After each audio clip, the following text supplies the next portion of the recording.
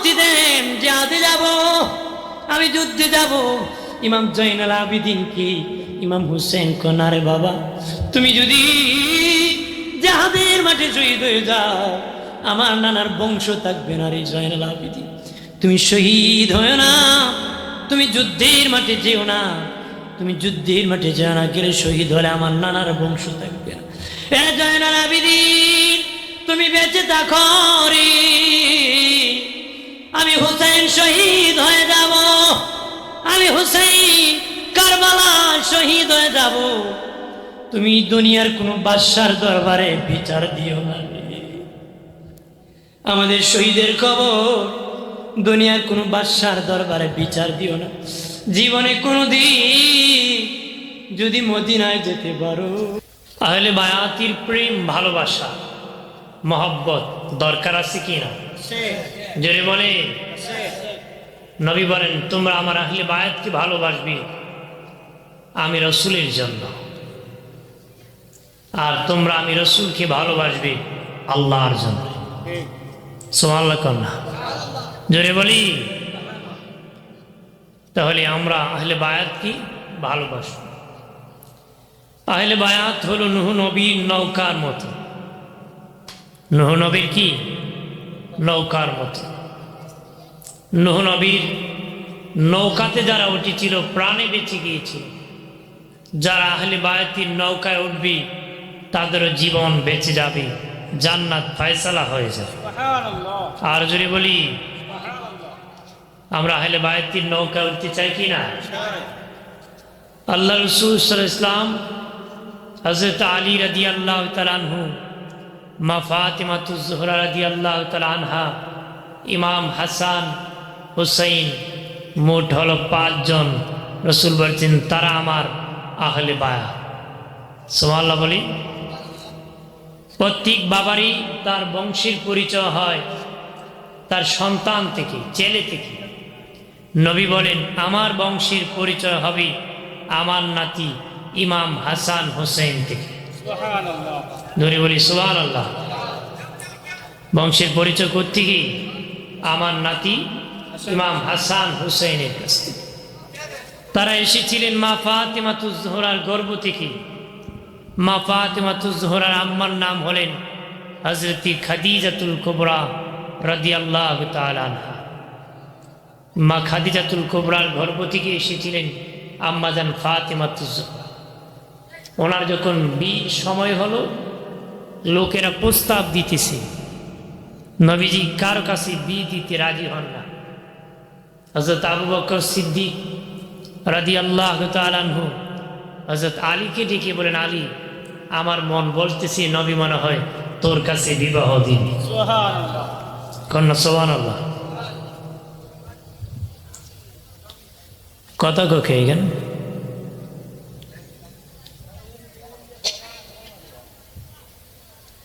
হযরত আলী রাদিয়াল্লাহু তাআলা আনহু নবীজির দরবারে গেলেন, যে বলেন নবীজি একটা কথা বলার জন্য এসেছি। নবীজি বললেন আলী বলো রে। উনি বলেন কিছু না নবী। নবী বলেন কি জানি বলার জন্য এসেছ? নবী কিছু না, কি জানি বলার জন্য এসেছ? নবী কিছু না। নবীকে বুঝতে পেরেছি তুমি আমার মা ফাতেমাকে বিবাহ করতে চাও।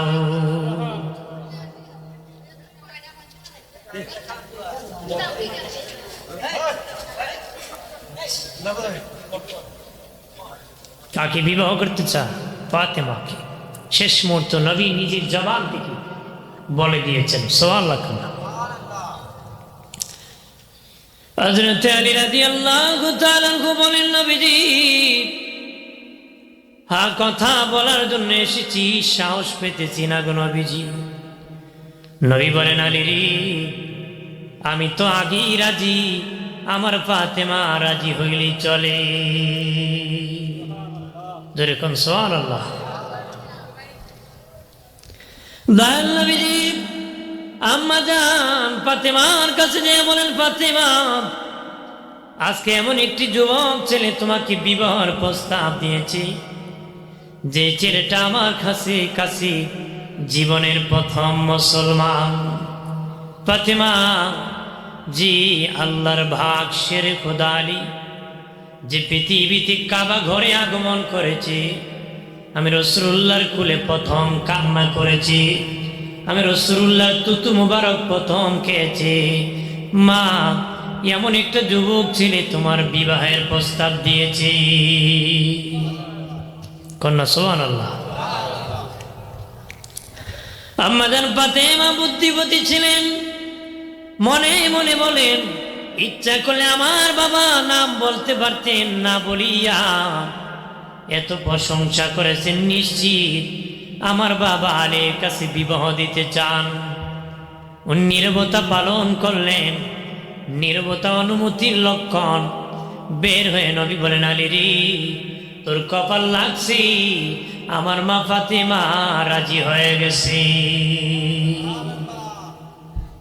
ফাতেমার স্বামী হওয়া কপালেরই ভাগ দিয়ে পেল। কথা বলে না, নবী বলে রাজি হয়ে গেছে। ফাতেমা,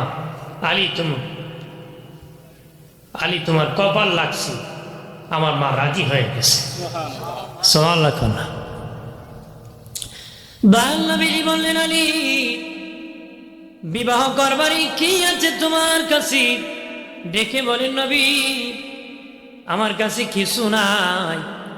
হিজরতের পরে আমি আপনার ঘরে থাকি, আপনার চুলায় পাক হলে খাই, নতুবা উপবাস থাকি। নবীজি, কিছুই নাই। তবে আমি যুদ্ধে থেকে আমি একটা ঘোড়া পেয়েছি, তরবারি পেয়েছি, একটা ডাল পেয়েছি, তিনটা বাজারে বিক্রি করে দিব গো। নবী বলেন, আলী, যুদ্ধ হরো লেগে আছে রে, ঘোড়ার তরবারি বিক্রি করা যাবে না। যাও যাও, বাজারে ডাল বিক্রি করে দাও। উনি ডাল বিক্রি করতে যাইয়া উসমান গনি জিন নূরাইন রাদিয়াল্লাহু তাআলা আনহুর সাথে দেখা হলো। উসমান গনি বলেন, আলী কই যাও? বলে, ডাল বাজারে বিক্রি করব।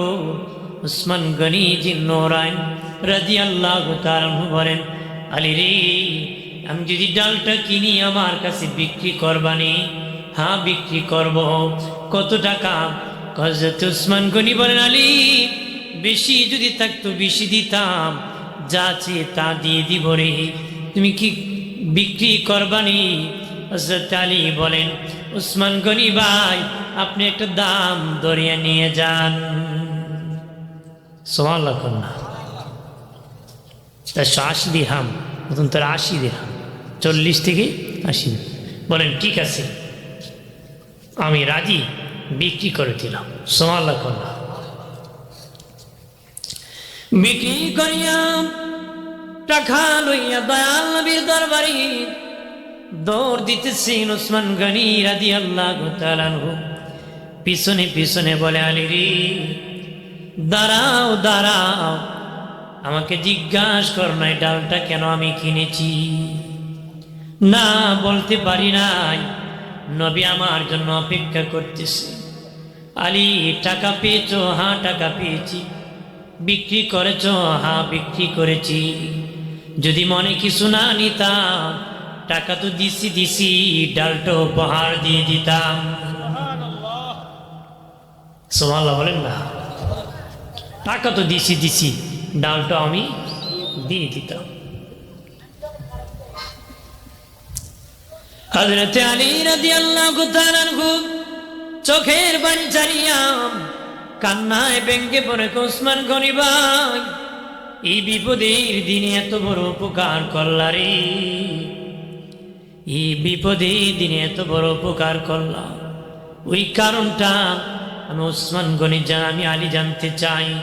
উসমান গনি রাদিয়াল্লাহু তাআলা আনহু চোখের পানি ছাড়িয়া, আলী, আমি অনেক নামাজ পড়েছি, অনেক কোরআন তেলাওয়াত করেছি, অনেক জিকির করেছি, কিয়ামতের দিন কোনো কিছুই যদি কাজে না আসে, সেদিন আল্লাহর দরবারে বলবো, মালিক, ওই দিন তোমার বন্ধু হাবিবুল্লাহ মুহাম্মাদুর রাসূলুল্লাহর মেয়ে জামাতা আলীকে আমি তার বিবাহে ডাল উপহার দিয়েছি, এর উসিলায় আমাকে মুক্তি দাও। তাদের অন্তরও আহলে বায়াতের ভালোবাসা ছিল। সুবহানাল্লাহ। নবী বলেছেন উসমান ফিল জান্নাহ, উসমান গরি জান্নাতি। তারপরে উনিও আহলে বায়াতকে ভালোবাসা বহির প্রকাশ করেছেন, প্রেম কি প্রকাশ করেছেন, চাপা দিয়ে রাখেন নাই, ভালোবাসা প্রকাশ করেছেন। সুবহানাল্লাহ।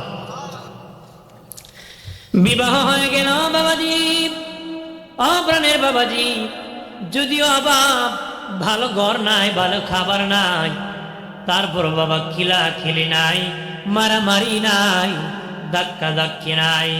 আজকে টাকার অভাব নাই, মারামারির অভাব নাই, কিলাকিলির অভাব নাই। তাদের টাকা ছিল না, 3 দিন হতো চুলায় পাক হতো না, কিন্তু ঝগড়া ছিল না। আপনি তো খিদা দূরের কথা, মানে সামান্য একটু কিছু নিয়ে ঝগড়া বেজে যায়। কথা হয় না, তুমি খাওয়াইবা কেমনে, আমি কেমনে জানি, চুরি করে খাওয়াইবা না ডাকাতি করে খাওয়াইবা, বলে কি না? মা তোমারও জানা লাগবে। আসলে দিন তুমি কত নম্বর স্বামীর স্ত্রী এটা তোমার বোঝা লাগবে। খালি পাইলেই খাইলেই তো খাইলে কি খেলে হবে না, খবর রাখতে হবে স্বামী কি ইনকাম করে, হালাল না হারাম, খবর নিতে হবে। তো হালাল খেতে হবে, পবিত্র খেতে হবে। কথা বলেন ঠিক কিনা? আমার বোনের বাবাজি খেয়াল করেন ভালো করে, প্রথম যে সন্তান এসেছিলেন ওনার নাম হলো হযরতে হাসান রাদিয়াল্লাহু তাআলা আনহু। পরে যিনি এসেছিলেন ওনার নাম হলো হুসাইন রাদিয়াল্লাহু তাআলা আনহু। দিনে নবী বলেন এই দুটি নাম জান্নাতি নাম, আমি সর্বপ্রথম আমার নাতিদের নাম রেখেছি। দুটি নাম জান্নাতি নাম, এই দুটি নাম আমি সর্বপ্রথম রেখেছি। হাসান হুসেন। যেদিন ইমাম হুসেন রাদিয়াল্লাহু তাআলা আনহু পৃথিবীতে শুভ আগমন করেছেন, উম্মে ফজল রাদিয়াল্লাহু তাআলা আনহা দয়াল নবীর কুল মুবারকে দিয়েছি। কুল দেওয়ার পরে নবী ধা ধা করে চোখের পানি ছেড়ে কান্নায় ভেঙে পড়ে গিয়েছে। উম্মে ফজল রাদিয়াল্লাহু তাআলা আনহা ডেকে বলেন, নবীজি নাতি পাওয়ার পরে আনন্দিত হওয়ার কথা গো, নবী নাতি পেয়ে হাসি দেওয়ার কথা, না দিয়ে কেন কান্না করতেছেন?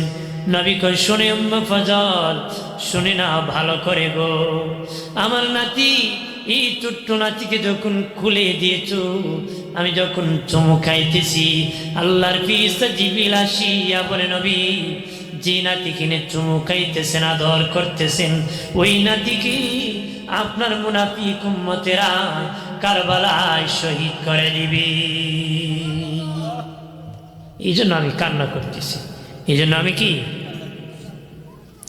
আমার বানের বাবাজি, নবী বলেন তারা 2 ভাই মিলে আমি রাসূলের মতন, এক ভাই মাথা থেকে কোমর পর্যন্ত রাসূলের মতো ছিল, আরেক ভাই কোমর থেকে পা পর্যন্ত নবীজির মতন ছিল। দিনে নবী বলেন তারা 2 জন মিলে আমি রাসূলের মতো, তারা 2 জন মিলে হলো আমি রাসূলের মতো। নাতিদেরকে আদর করতেন নবী, যারা দাদা হয়েছেন, নানা হয়েছেন, নাতি নাতনিদেরকে আদর করবারে, নাতিদেরকে আদর করা, নাতনিদেরকে আদর করা আমার নূরের নবীর সুন্নাত। দয়াল নবীর কি সুন্নাত, নবীজির সুন্নাত, নাতিকে আদর করা, নাতনিকে আদর করা। আমাদের সে দাদু ওর ছেলেরে ওই নাতিরে আদর করে, নাতিরে যে ছেলের টাকা আছে, যে ছেলে কি আছে টাকা আছে, তারে গলায় গলায় রাখে আর চুমু খায় রে ভাই ভাই। আর যে ছেলে টাকা নাই ওর সন্তানদের ধু ধু করে তারাই দেখো, তোর বাপও জ্বালাইছে তুইও জ্বালাস। কথা হয় না? এটা জালিম, জুলুম করা হয়। যারা দাদা আছেন, দাদু আছেন, নানু আছেন, নানা আছেন, নাতিকে আদর করবেন। নবীর সুন্নত, সুন্নত আদায় করে, মানা হাব্বা সুন্নতি ফাকাদ আহাব্বানি ও মানা হাব্বানি কানা মাই ফিল জান্নাহ। নবীকে যে আমার সুন্নতকে ভালোবাসলো সে যেন আমারে ভালোবাসলো, যে আমারে ভালোবাসবে সে আমার সাথে জান্নাতে থাকবে।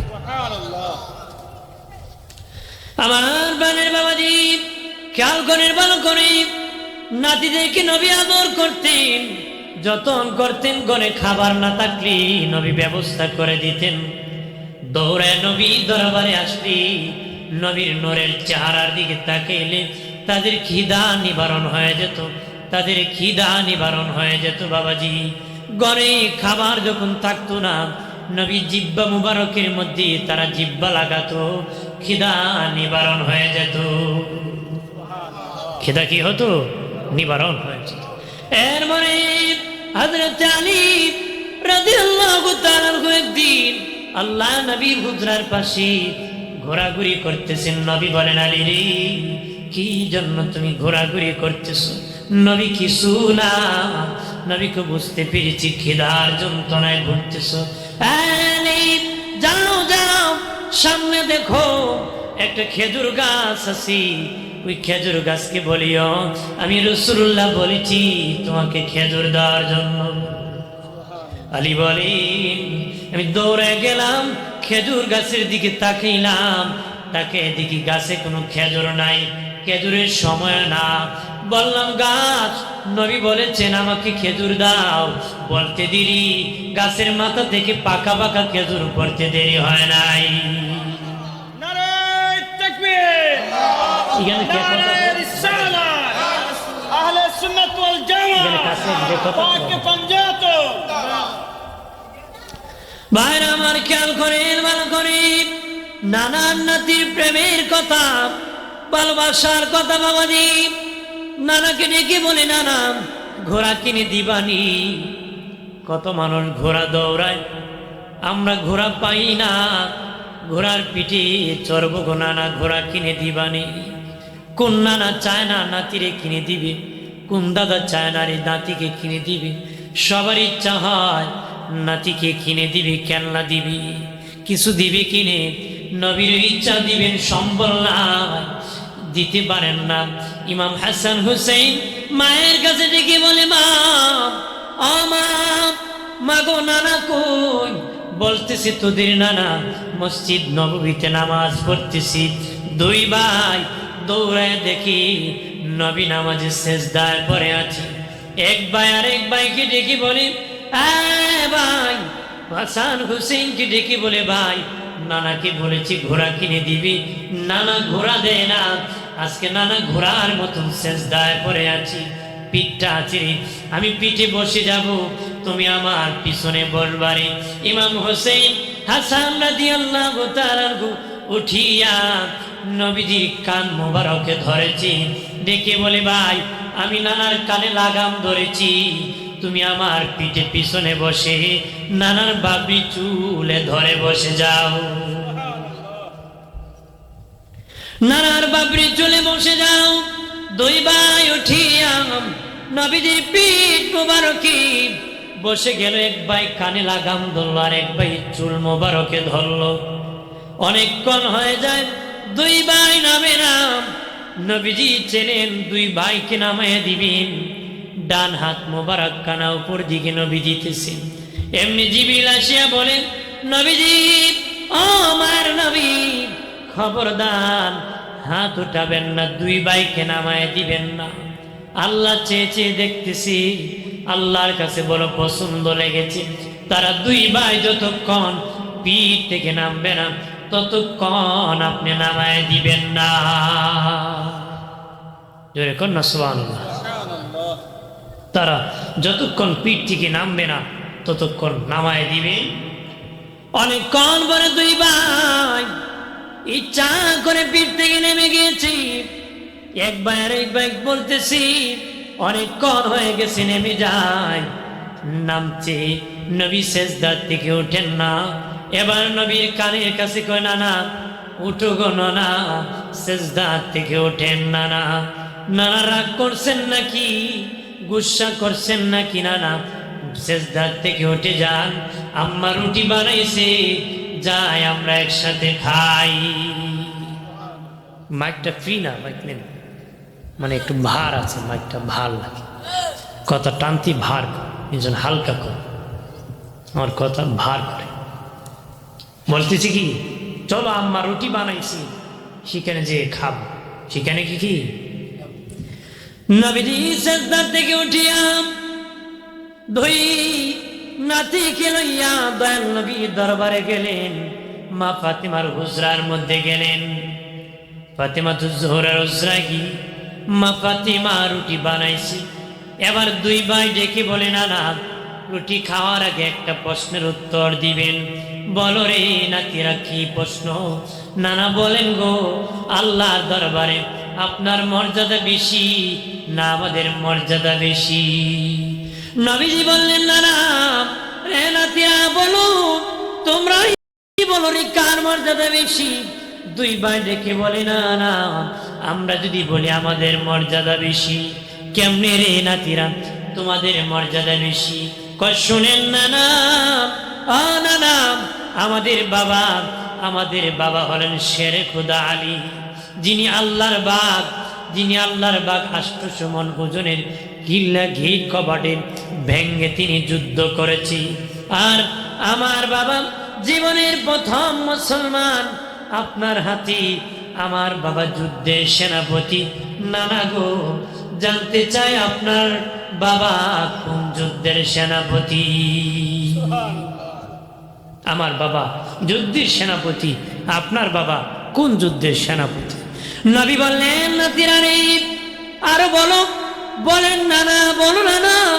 নাতিরা ডেকে বলে, নানা আমাদের মায়ের খবর। আমাদের মা খাতুনে জান্নাত ফাতিমাতুজ জোহরা, যিনি জান্নাতের নারীদের সরদার হবে, নারীদের সরদার হবে। আমাদের মা জান্নাতের সরদার। আপনার মা কোন জান্নাতের সরদার? নবী কয়, নানারা আরো বলো রে। শুনেন নানা, আমাদের নানি হলেন খাদিজাতুল কুবরা, যিনিকে আল্লাহ সালাম দিয়েছি। আমার নানি আপনি যখন গারে হেরাত থেকে কালেমার দাওয়াত নিয়ে এসেছিলেন, আমার নানি সর্বপ্রথম সেই দাওয়াত গ্রহণ করেছিলেন। আমার নানি প্রথম মুসলমান।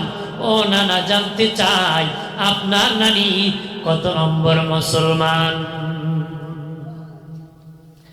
এবার ডেকে বলে, নানা শোনেন ভালো করে, আমাদের নানার পরিচয় শুনে নিন।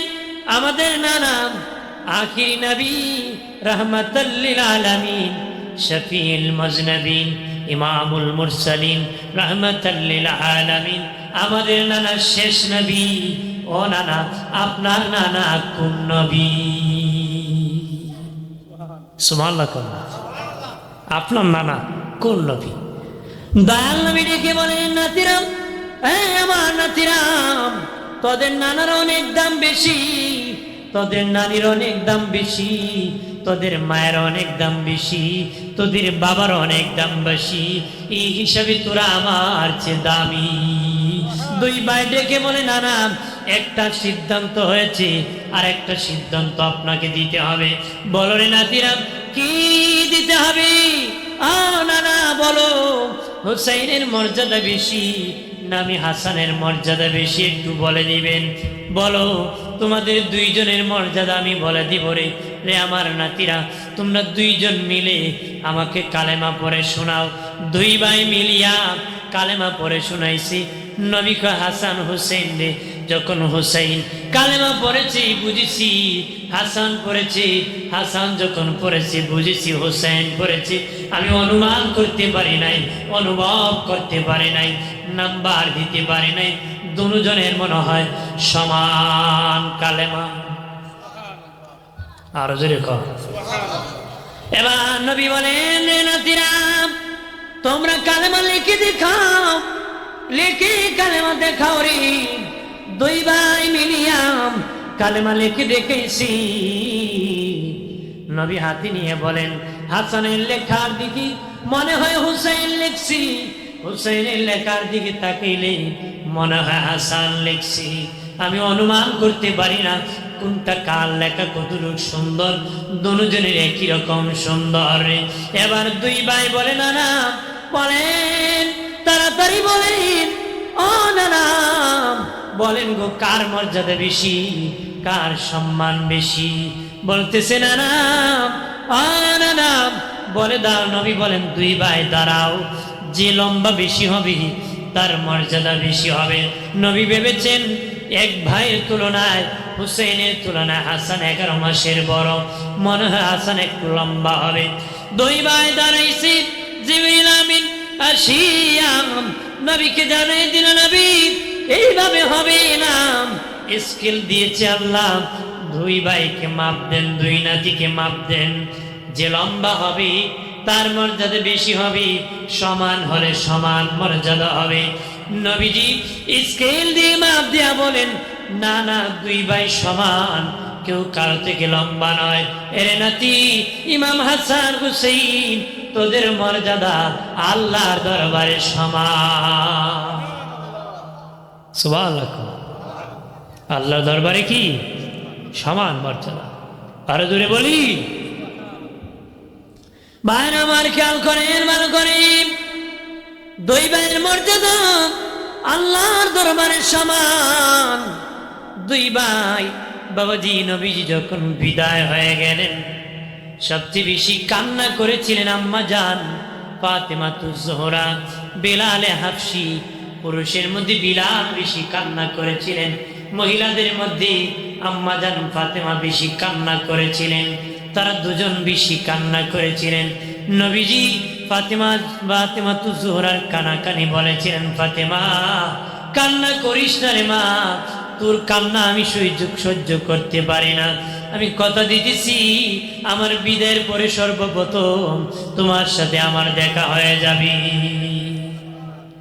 নবীজির বিদায়ের পরে দুই ভাই মাকে ডেকে বলে, মা নানা কই, নানা কই, খিদা লাগলে নানার কাছে গেলে খিদা নিবার হতো না রে।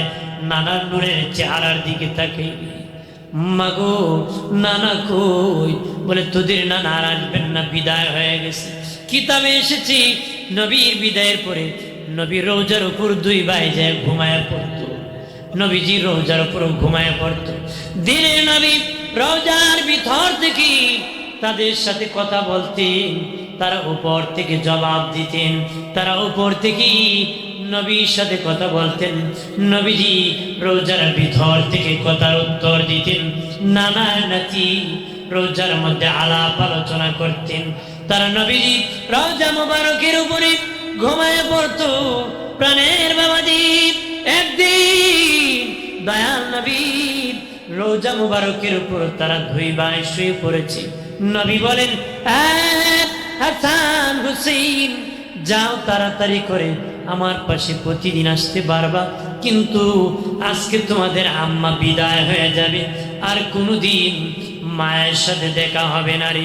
ওই দিন রাতের বেলা আলী রাদিয়াল্লাহু তাআলা আনহু আর মা ফাতেমাতুজ জোহরা রাদিয়াল্লাহু তাআলা আনহা দুইজন মিলে সাহারিকে রোজা রেখেছেন।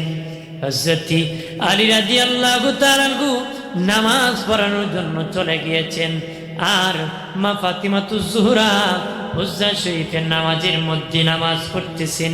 আলী রাদিয়াল্লাহু তাআলা আনহু অন্যদিন নামাজ পড়ে এসে দেখতেন মা ফাতেমা নামাজের বিছানায় বসে আছেন, কিন্তু এই দিন আসিয়া দেখেন উনি বিছানার মধ্যে নাই, আটার কাই করতেছে। বাবাজি আটার কাই করতেছে, অনেক কাপড় ভিজেছে, ধৌত করবে, পরিষ্কার করবে। আলী রাদিয়াল্লাহু তাআলা আনহু বলেন, ফাতেমা অন্যদিন তুমি দেখি আমাদের বিছানায়, আজকে কেন আটার কাই করতেছো, আজকে কেন কাপড় গুলা ধৌত করতেছো? আম্মা জান ফাতেমা ডেকে বলেন, স্বামী আমি স্বপ্নে দেখেছি আমার আব্বার সাথে আমার দেখা হয়েছে।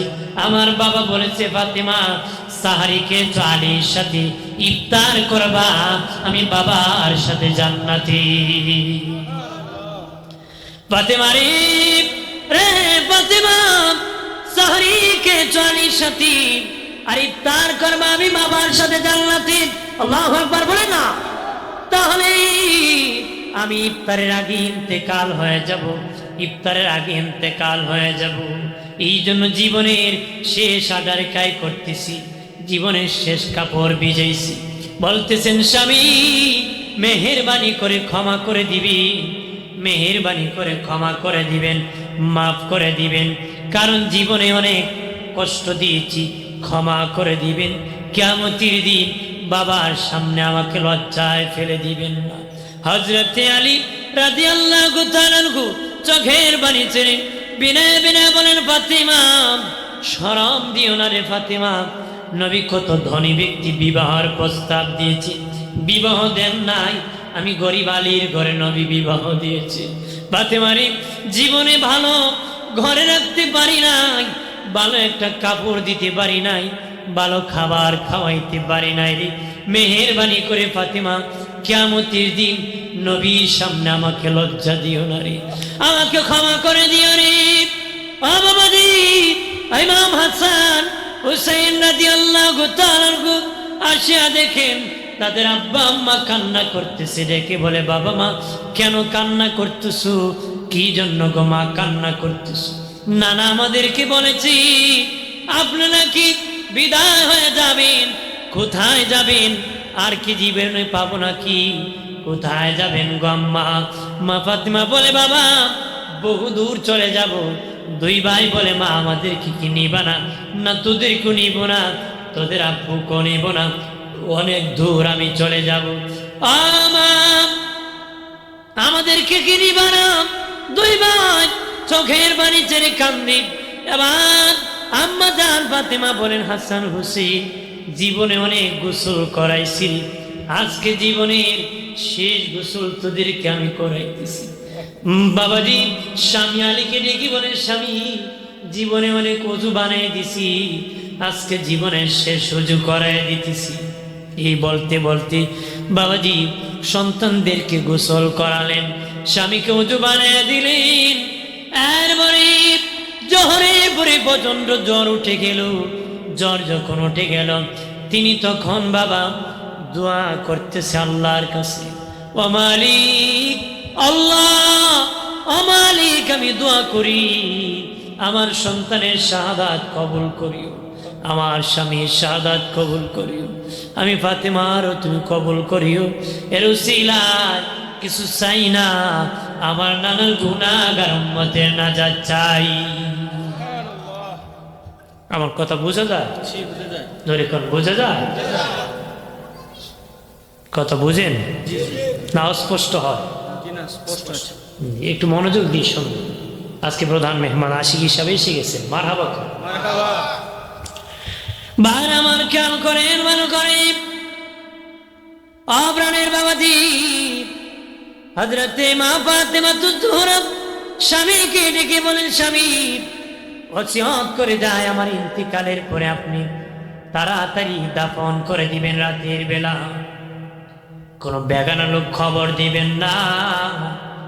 সত্যি যেদিন মা ফাতেমা ইন্তিকাল হলেন কাউকে খবর দিলেন না, রাতের বেলা দাফন করবেন। হাসান হোসেন ছোট্ট খাটিয়া ধরতে পারে না। হযরত আলী রাদিয়াল্লাহু তাআলা বাবাজি চিন্তা করতেছেন একা একা কেমনে দাফন করবেন, দাঁড়িয়ে আছেন। ঠিক ওই মুহূর্তে হযরত আবু জার গিফারি রাদিয়াল্লাহু তাআলা বলেন, আলী রে আমি এসেছি ফাতেমাতুজ জোহরাকে দাফন করে দিব। সুবহানাল্লাহ।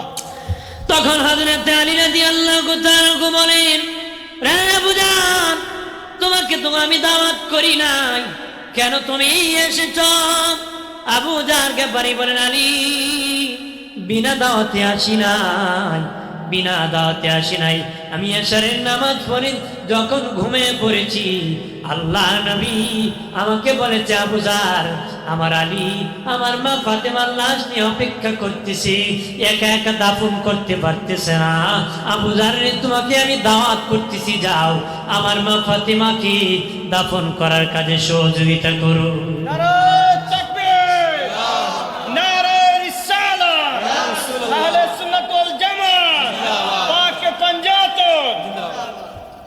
আমার প্রাণের দুস্থ বুজুর্গরা, রে তরুণেরা, যুবকেরা ভালো করে খেয়াল করুনি। তখন বাবাজি রাতের বেলা আম্মা জান ফাতেমাতুজ জোহরার কবরে দাফন করা হলো। দুই ব্যক্তি ইন্তেকালের পরে কবরের মাটি মেশক হয়েছিল। দুই ব্যক্তি ইন্তেকালের পরে কবরের মাটি মেশক হয়েছিল একজন পুরুষ আর একজন মহিলা। পুরুষের মধ্যে ইমাম বুখারী রাহমাতুল্লাহ আলাইহি কবরের মাটি মেশক হয়েছিল, ঘাম বের হইতেছিল, মানুষ দলে দলে মাটি নেওয়া শুরু করেছিল। তখন দোয়া করেছিল ভক্তরা আল্লাহর কাছে, আল্লাহ এইভাবে যদি ঘাম বের হয় কত কবর সব শেষ করে মাটি নিয়ে যাবে, বন্ধ করে দাও। তারপরও বন্ধ হয়ে গেছি, কারণ যদি রেগুলার মাটি নিতে থাকি শেষ হয়ে যাবে। তখন প্রাণের বাবাজি আরেকজন মহিলা, তিনি হলেন খাতুনে জান্নাত ফাতেমাতুজ জোহরা। আম্মা জান ফাতিমার রোজার মাটি থেকে মেশকের ঘ্রাণ বের হইছে।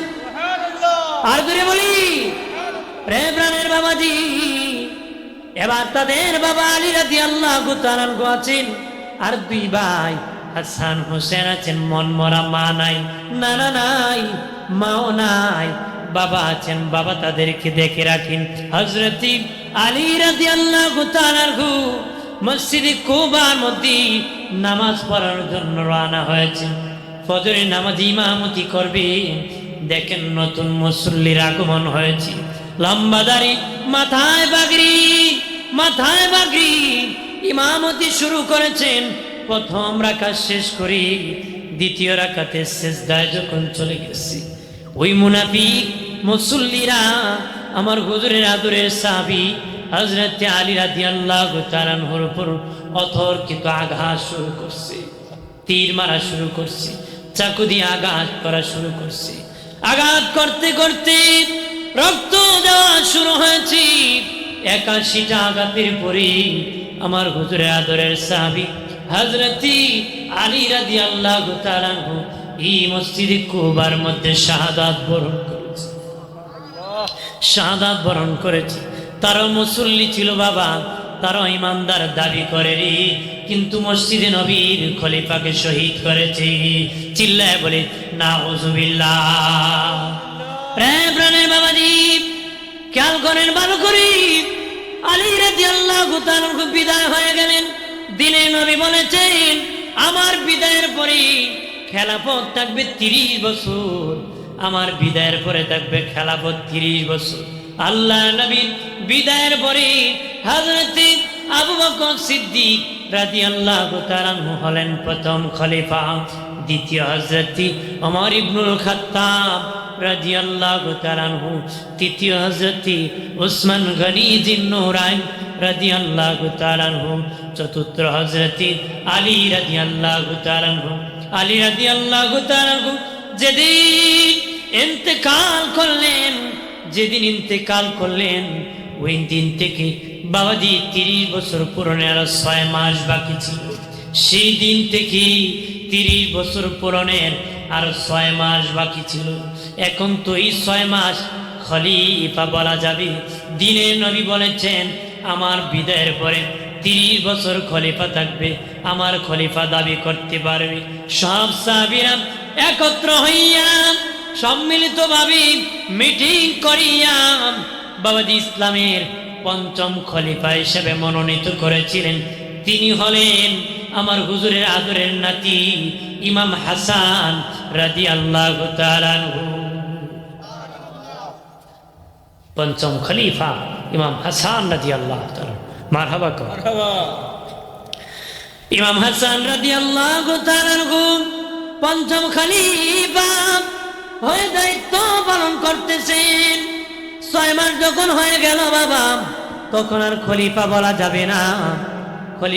যাবে না, নবীর খলিফা বলা যাবে না। মুলকিয়াত এসে গেছে, রাজত্ব এসে গেছে, রাজা বলা যাবে, আমির বলা যাবে, বাদশা বলা যাবে, কিন্তু দ্বীনের নবীর খলিফা বলা যাবে না। এখনো কাউকে নবীজির খলিফা, খলিফাতুর রাসূল বলা যাবে না। নবী বলেছেন আমার খলিফা 30 বছর থাকবে। 30 বছর পূরণের 6 মাস বাকি ছিল। হযরত আলী রাদিয়াল্লাহু তাআলা ইন্তিকালের পরে 6 মাসের জন্য ইমাম হাসানকে বসানো হলো। 6 মাস যখন চলে গেল, 2টা দল হয়ে গেল। এক দল বলল হাসানি ক্ষমতা আছে, হাসানি থাকবে। আর এক দল বলে আলী রাদিয়াল্লাহু তাআলা পরে মুআবিয়া যোগ্য বয়স্ক, উনি ক্ষমতায় থাকবে। দুইটা দল হয়ে গেল। দিনের নবী বলেছেন, নূরের নবী বলেছেন, আমার দুই টুকরা উম্মত কি, আমার দুই টুকরা উম্মত কি, আমার নাতি হাসান একত্র করবে, আমার দুই টুকরা উম্মত কি, আমার নাতি হাসান একত্র করবে। তখন বাবাজি দুইটা দল হয়ে গেল গো। তখন হযরত ইমাম হাসান রাদিয়াল্লাহু তাআলা আনহু মুআবিয়া রাদিয়াল্লাহু তাআলা আনহু ডেকে বললেন, ওনাকে ডেকে বলেন, আমি ঝগড়া করতে চাই না, আমি গোল টেবিলে বসে তোমাকে ক্ষমতা দিয়ে দিব, আমার ক্ষমতা দরকার নাই, আমি মদিনায় চলে যাব, তোমাকে ক্ষমতা দিয়ে দিব। তবে গো মুআবিয়া, কয়েকটা চুক্তিতে আমি গদি দিয়ে দিব বাবা, আমি সময় পাস করতেছি না, গুরুত্বপূর্ণ আলোচনা করতেছি ধারাবাহিকভাবে, ডানে বামে যাব না, সোজা আলোচনা করতেছি, কানটা খুলিয়া শুনে নেন দুস্থ বুজুর্গ, ঘোড়া ভালো করে রে। হযরত ইমাম হাসান রাদিয়াল্লাহু তাআলা আনহু বলতেছেন, ওগো মুআবিয়া, আমি কয়েকটা চুক্তিতে আপনাকে গদিটা দিয়ে দিব। এক নাম্বার, আপনি বিদায়ের পরে গদির মালিক আমি হাসান, এই মর্মে সই করতে হবে। ঠিক আছে ইমাম হাসান, আমি সই করে দিলাম, আপনি বিদায়ের পরে, আমি বিদায়ের পরে আপনি মালিক। ইমাম হাসান বললেন, যদি আমি না থাকি আমার ভাই হুসাইন হবেন গদির মালিক। ঠিক আছে, আমি সই করে দিলাম। এরপরে বলেন, ওগো মুআবিয়া, শুনে নাও, কয়েকটা চুক্তি। আরেকটা চুক্তি হলো, উনি বলেন, আমার বাবার সাথে আপনার একটা যুদ্ধ বেজেছিল, আমার বাবার পক্ষের শূন্য অনেকে এখনো বেঁচে আছে, আপনি ক্ষমতা পাওয়ার পরে তাদের বিপক্ষে কোনো অ্যাকশন নিতে পারবেন না, এই মর্মে সই করতে হবে। হযরত মুআবিয়া রাদিয়াল্লাহু তাআলা আনহু সই করে দিলেন, ঠিক আছে, আমি কোনো প্রতিশোধ নিব না, তাদের বিপক্ষে কোনো অ্যাকশন নিব না, এই মর্মে সই করিয়া হযরত মুআবিয়া রাদিয়াল্লাহু তাআলা আনহু কি গদি দিয়া ইমাম হাসান রাদিয়াল্লাহু তাআলা আনহু মদিনায় চলে গেলেন, মদিনায় চলে গেলেন। বাবাজি হযরত আল্লাহ নবী, দিনে নবী হায়াতি জিন্দেগি থাকতে হযরত মুআবিয়া রাদিয়াল্লাহু তাআলা আনহু নবীজির কাছে এসেছিলেন। আসিয়া বলেন, নবীজি, আমি ভীষণ অসুস্থ হয়ে পড়েছি, আমি কেমনে সুস্থ হব নবী, কিভাবে সুস্থ হব? নবী বলেন, মুআবিয়া, তুমি একটা বিয়ে করো রে, বিয়ে করলে আমার আল্লাহ সুস্থ বানাবে। তাহলে কে সুস্থ হবে কিভাবে এটা জানে কি? আমার নবীও কয়, নবী জানে। সুবহানাল্লাহ, খুশি না বেজার? নবী জানলে আমরা বেজার নাকি? খুশি হন। আমরা ওই নবীর উম্মত, যে নবী খবর জানে আগামী দিনের। কতক্ষণ ঠিক কি? এই নবী আগামী দিনের কি জানে? খবর জানে। সুবহানাল্লাহ। ভাইরা আমার খেয়াল করেন, ভালো করে বাবাজি। তখন হযরত ইমাম হাসান রাদিয়াল্লাহু তাআলা আনহু মদিনায় চলে গেলেন। আর দয়াল নবীর হায়াতি জিন্দেগিতে মুআবিয়া রাদিয়াল্লাহু তাআলা আনহু বলেছিলেন, নবী কেমনে সুস্থ হব? নবী বলেন, মুআবিয়া, তুমি বিয়ে করলে সুস্থ হবারই। নবী বলেন, মুআবিয়া, তুমি বিয়ে করার পরে একটা সন্তান হবে, ওই সন্তান আমি নবীর বংশের গলায় তরবারি ধরবে। উনি কই, ইয়া রাসূলুল্লাহ, আমি বিবাহ করব না, বিবাহ করব না নবী, বিবাহ করব না। নবী বলেন, মুআবিয়া, তাহলে তুমি সুস্থ হবা না রে, সুস্থ হবা না, সুস্থ হবা না। উনি বাবা বিয়ে করতে চান নাই, তারপর বাবাজি ৮০ বছরের বেশি একজন মহিলাকে বিবাহ করেছিলেন, যেন কোনো বাচ্চা না হয়। আল্লাহর কুদরত বোঝা যায় না। ৮০ বছরের বেশি একজন মহিলাকে বিবাহ করার পরে ওনার গর্ভ থেকে একজন সন্তান এসেছিল, তার নাম হলো এজিদ, যার নাম এজিদ। বাবাজি, এজিদ নাম কেউ রাখে না, হুসেইন নাম রাখতে রাখতে মানুষ প্রত্যেক বাড়িতে কমপক্ষে একজন হলো আছে। টাকার জন্য পাগল, আর এজিদ নাম কেউ রাখতে চায় না। এটা একটা অভিশপ্ত নাম। এটা কি? একটা অভিশপ্ত, লানতপ্রাপ্ত, গজবপ্রাপ্ত নামের নাম এজিদ। কথা কম ঠিক কিনা? এজিদের প্রেমিকও আছে আমাদের দেশে। কথা আছে কিনা? এজিদের নাকি দোষ ছিল না, নাউজুবিল্লাহ। এজিদ নাকি সাহাবী ছিল। অথচ নবীর বিদের অনেক দিন পরে, অনেক বছর পরে তার জন্ম, সাহাবী হয় কেন? কথা হয় না। বেয়াদবের আড্ডি, বেয়াদব, দালাল, দালাল বক্তা, এগুলো হলো দালাল। এগুলো কি? বর্দম। বেদাতি দালাল। কথা হয় না। ঠিক এরই অরিজিনাল বেদাতি। ঠিক। আর অরিজিনাল কি? বেদাত। যারা এজিদের ভক্ত, অরিজিনাল বেদাতির ভক্ত। ঠিক কতক্ষণ ঠিক কি না? এটি গোমরাহি প্রদবষ্ট, গোমরাহি। আমার বানের বাবাদীপ, এজিদের গৃহ শিক্ষক ছিল একজন ইহুদি। এজিদের গৃহ শিক্ষক ছিল ইহুদি। ইহুদিরা এমন জাতি, ইহুদিরা এমন জাতি বাবা, যারা একসাথে 70,000 নবীকে কতল করেছিল। ইহুদিরা, ইহুদিরা একসাথে 70,000 নবীকে কতল করেছিল। হযরত জাকারিয়া নবীকেও ইহুদিরা শহীদ করেছিল রে। নবীকে দৌড়াইতেছে মারার জন্য, নবী বাঁচার জন্য। গাছকে বলেন, গাছ আমাকে একটু জায়গা করে দে, আমি বুড়া মানুষ, হাঁটতে পারি না রে। গাছ পেটে গেল। জাকারিয়া নবী গাছের ভিতর ঢুকে বললেন, শয়তান জাকারিয়া নবীর পাঞ্জাবির কোনাটা বাহির করে ধরে রাখো। লোকেরা দৌড়াইয়া দেখি জাকারিয়া নবী সামনে নাই, দেখে বলে ও বুড়া দরবেশ, শয়তান বুড়া দরবেশের সুরত ধরেছে। ও বুড়া দরবেশ, এখানে কি একটা লোক যেতে দিয়েছে দেখছনি? দেখি নাই, তবে ওই মুহূর্তে গাছের ভিতর একটা লোককে দেখতে ঢুকতে দেখেছি। তুমি পাগল নাকি? গাছের ভিতর মানুষ ঢুকে নাকি? বিশ্বাস যদি না করো, ওই দেখো পাঞ্জাবির কোনা ধরে রাখছি। শয়তান বাবা, পাঞ্জাবির কোনা ধরে রাখছি। তারা দেখলো ঠিকই এটা জাকারিয়া নবীর পাঞ্জাবি। এমনি গাছের মাথা এইভাবে তারা উড়াইয়া দিছে। গাছের মাথা উড়াইয়া এইভাবে করাত ধরেছি, এইভাবে গাছকে কেটে কেটে যখন জাকারিয়া নবী মাথার কাছে এসে গেছি, উনি আল্লাহর কাছে বলে, আল্লাহ আল্লাহ, আমার মাথার কাছে করাত এসে গেছে, এবার আমাকে কেটে ফেলবে গো আল্লাহ। আল্লাহ বলেন, জাকারিয়া, তুমি যখন দৌড়াইছিলে রে, যদি তুমি কিয়ামত পর্যন্ত দৌড়াইতে, ইহুদিরা তোমারে লাগাল পেত না রে। ইহুদিরা তোমাকে লাগাল পেত না জাকারিয়া। আমি আল্লাহ তোমার পার সাথে আমার কুদরতি পা লাগাইয়া দিছিলাম।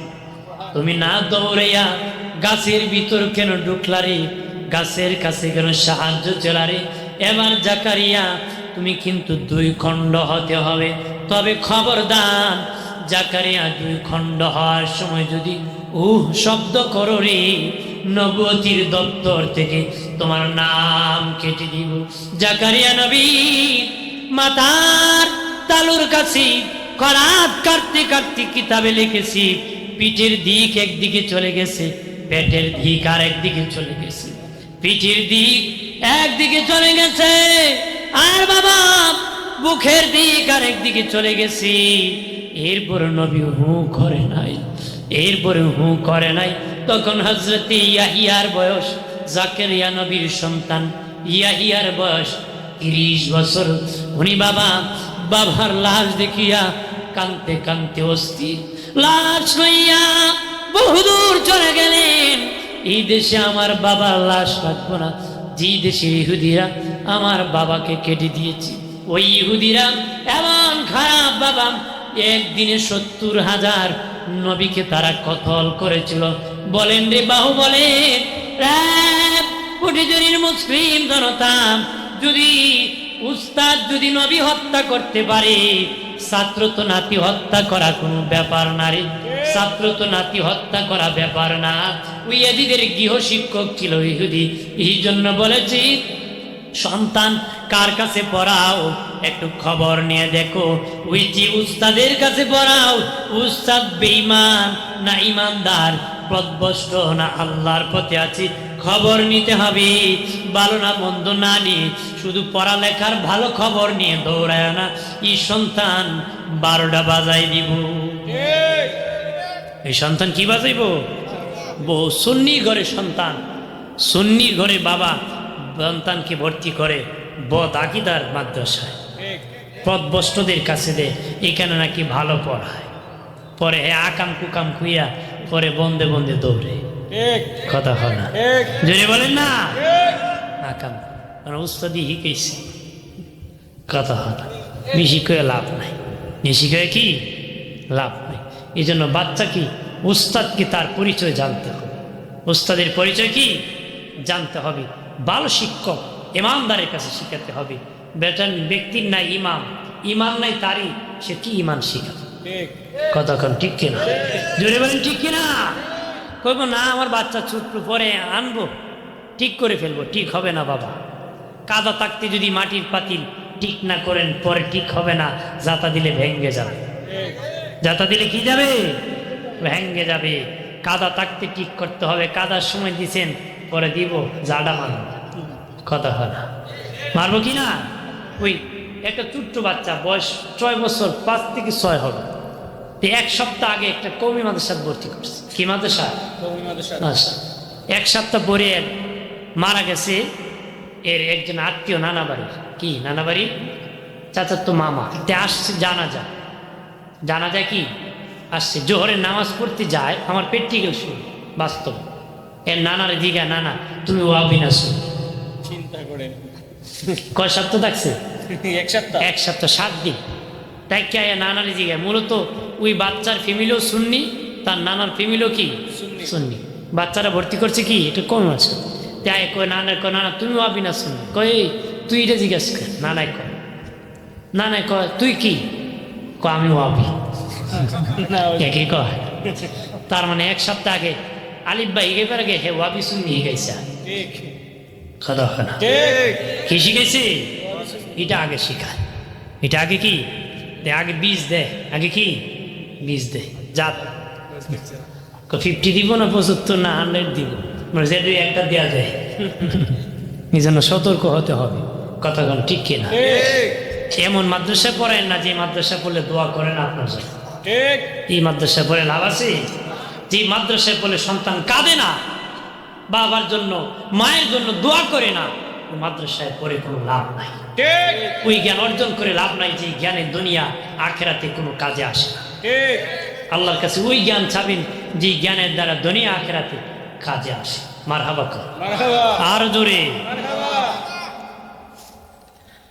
আমার বানের বাবাজি খেয়াল করেন ভালো করে, ওয়াজিদের গৃহ শিক্ষক ছিলেন ইহুদি। এই জন্য বাবাজি বাচ্চার শিক্ষক নির্বাচন করতে ভুল করবেন না, পথভ্রষ্টের সঙ্গ লাভ করাবেন না, পথভ্রষ্টের সঙ্গ লাভ করাবেন না। হযরতি মুআবিয়া রাদিয়াল্লাহু তাআলা যখন অসুস্থ হয়ে পড়লেন, একটু অসুস্থ হয়ে পড়লেন, ইয়াজিদের বংশীয় লোকেরা কয়ে, জি খবর কি জাননি? তোমার বাবা মরে গেলে গদির মালিক কে হবে জাননি? কয় স্বাভাবিক ভাবে বাবার পরে ছেলে গদির মালিক হয়। খবরদার, না না তুমি মালিক হবে না, তোমার বাবার সাথে হাসানের চুক্তি, তোমার বাবার পরে হাসান মালিক। ইয়াজিদ বলে, কেন হাসান মালিক হবে? আমি মালিক হতে চাই। পরামর্শ করে চক্রান্ত করলো হাসানকে কিভাবে মারা যায়। হযরতি আল্লাহ নবী, আমাদের নবী, নূরে নবীর সাহাবী আবু হুরায়রা রাদিয়াল্লাহু তাআলা আল্লাহর কাছে দোয়া করেছিলেন, আল্লাহ ও মালিক 60 হিজরি আমি আবু হুরায়রার দেখায়ও না, 60 হিজরি আমি আবু হুরায়রার দেখায়ও না, জালেমের শাসন দেখায়ও না, জালেমের শাসন আমার দেখায়ও না।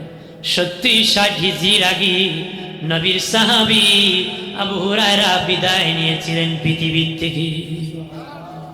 সুবহানাল্লাহ কর নাকি? সুবহানাল্লাহ কইতে কি সমস্যা? মুখে ব্যথা না? বাবা বলে মানুষ অপেক্ষা আছেন নির্বাচনে নাকি? তা বলে হুজুর আমরা তো ওই এক লোকই 3 দলের মিছিল করে, কথা হয় না। ঠিক মানে সকাল থেকে মিছিল করছে, দান দান দান, নৌকা নৌকা, না নৌকা কইলে তো সমস্যা লাঙ্গল দাড়ি পাল্লা কইতে কইতে বেড়ে বিকালবেলা 80 কাপ চা খাইছে। কয় কাপ খাইছে? হুজুর 80 কাপ খাইছে। আমি ও তো কাপ খাও, মাগ না ভাই হুজুর, কি ভাই মাগনা ভাই মাগ না ভাই। পরের দিন কয় ভাই খাইতেন না, আর কয় না ভাই খালি মুতে ধরে। বউ আমার কয় তোমার কি কলেরা ধরলো, খালি মুতি ধরে। পরে বউ যাই বুগা আর চা খাইত। মাগ না ফাইলে ভাই খাইয়া মইরেন না, ঠিক কথা হয় না। এই জন্য আল্লাহর নামে গলাটাকে খরচ করেন না। রাজি আছে কন্যা আল্লাহ আকবার। জোরে বলি ইয়া রাসূলুল্লাহ, আর জোরে বলি ইয়া রাসূলুল্লাহ। শয়তান ধরছে, এটা ইদারও নাই, কয়েক মাইল ধরছে। তো বাবারে যে আওয়াজ দিছে, আওয়াজে মানুষ পলায়। শয়তান কি এটা মানুষ শয়তানও পলায়, জিন শয়তানও পলায়। ঠিক আপনি একটা বেঈমানের কাছে কখন আল্লাহু আকবার এর জান খাইতো, তো বাবা কি করে ঠিক এটা কি কবে, মানে তার দিল খাইতো ওঠে। তার দিল কি আমার বানের বাবাদীপ খেয়াল করেন ভালো করে। ও বাবাদীপ এদিক চক্রান্ত শুরু করে দিল। কিভাবে ইমাম হাসানকে মারা যায়, কিভাবে হাসানকে মারা যায়। ইমাম হাসানকে মারার জন্য মদিনার মারওয়ান নামক বেঈমানকে ভাড়া করছে। ওই বেঈমান ইমাম হাসান রাদিয়াল্লাহু তাআলা আনহু দুইজন বিবি ছিলেন, একজন বড় বিবি আর একজন ছোট বিবি। গুরুত্বপূর্ণ কথা খেয়াল করেন, ছোট বিবির বয়স কম ছিল। ওই বিবির সাথে একজন বান্দি দাসী কাজ করত। ওই মারওয়ান ওই দাসীর সাথে ভালো সম্পর্ক লাগালো। দাসী বাবা ইমাম হাসানের ছোট্ট বিবির সাথে ভালো সম্পর্ক লাগালো।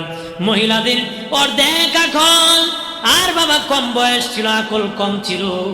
বাবে তার ঘরে যখন ওই দাসী যায়, তার মাধ্যমে প্রথম রাতের বেলা ২০ কাজ গুঁড়া করে, ২০ বাবাজি ২০ পানির মধ্যে মিশ্রিত করে পাশে রেখে দিয়েছে। আল্লাহ নবী, আমাদের নূরের নবী, আদরের নাতি ইমাম হাসান রাদিয়াল্লাহু তাআলা আনহু ঘুম থেকে উঠিয়া পানির পিপাসা ধরেছে। উনি বাবা পানি খাবেন, খেয়ে ফেলেছেন। দেখেন পানি নয়, বিষ খেয়ে ফেলেছেন। দৌড়াইয়া আল্লাহ নবীর রওজা শরীফ গেলেন। নবীজি রওজা মুবারক খানা থেকে নূরানি হাত মুবারক বুলাই দিয়েছেন। বুলাইতে দেরি, ইমাম হাসান সুস্থ হতে দেরি হয় নাই। দ্বিতীয় আবার করল আরেকদিন রাত্রি, আবার উনি খেয়ে ফেললেন। আবার নবীজির রোজার পাশে গেলেন, নবী হাত বুলিয়ে দিলেন, চিকিৎসা দিলেন, ভালো হয়ে গেলেন। নবী ডাক্তারের ডাক্তার, কবিরাজের কবিরাজ, যার উপর কোনো ডাক্তার নাই। নবীজি হাত বুলিয়ে দিলেন, ইমাম হাসান ভালো হয়ে গেলেন। তৃতীয় দিন আবার বিষ মিশিয়েছি, তবে বাবা কাজ গুঁড়া করে আরো একটু শক্ত করে বিষ মিশিয়েছি। আমার হুজুরের আদরের নাতি ইমাম হাসান রাদিয়াল্লাহু তাআলা আনহু যখন খেয়ে ফেলেছেন, সেদিন জাগায় পড়ে গেছে। আর নবীজি রওজা শরীফ যেতে পারেন নাই, রক্ত বমি শুরু হয়েছে। ছেলে কাসেমকে বলে, বাবা কাসেম, আমার ভাই হুসেন কই? তাড়াতাড়ি দৌড়ায় হুসেনের কাছে যাও, বলো রে আমার কাছে যেন তাড়াতাড়ি আসে। ইমাম কাসেম রাদিয়াল্লাহু তাআলা আনহু দৌড়াইয়া আল্লাহ নবীর রোজার কাছে যে দেখি ইমাম হুসেন কান্না করতেছে। ডেকে বলে, চাচ্চু আমার আব্বার অবস্থা ভালো না, তাড়াতাড়ি চলেন। ইমাম হুসেন এসে দেখি ইমাম হাসানের রক্ত বমি হইতেছে। এমনি ইমাম হাসান ইমাম হুসেনের গলায় জড়ায় ধরিয়াম চোখের পানি ছেড়ে কান্দে, কয় ভাই দূরের কবুতরের মতন দুইটা বাড়িছে, আমি বিদায় হয়ে যেতেছি। দুশ্মনের অভাব নাই, দুশ্মনের অভাব নাই। আমার বাবা কুবাতে রাজধানী বানাইছিল, এই কুবাবাসী এত বেঈমান, আমার বাবাকে তারা শহীদ করেছে। হুসাইন, শত্রুর অভাব নাই, দুশ্মনের অভাব নাই, সাবধানে চলিও রে, সাবধানে চলিও রে। হুসাইন, তোমার মেয়ে সকিনা যেদিন বড় হবে, আমার মেয়ে আমার বাবা কাসেম যেদিন বড় হবে, তোমার মেয়ে সকিনা কি আমার বাবা কাসেমের কাছে বিয়ে দি আমার ছেলে কাসেমকে জামাই বানায়। আর জোরে কর।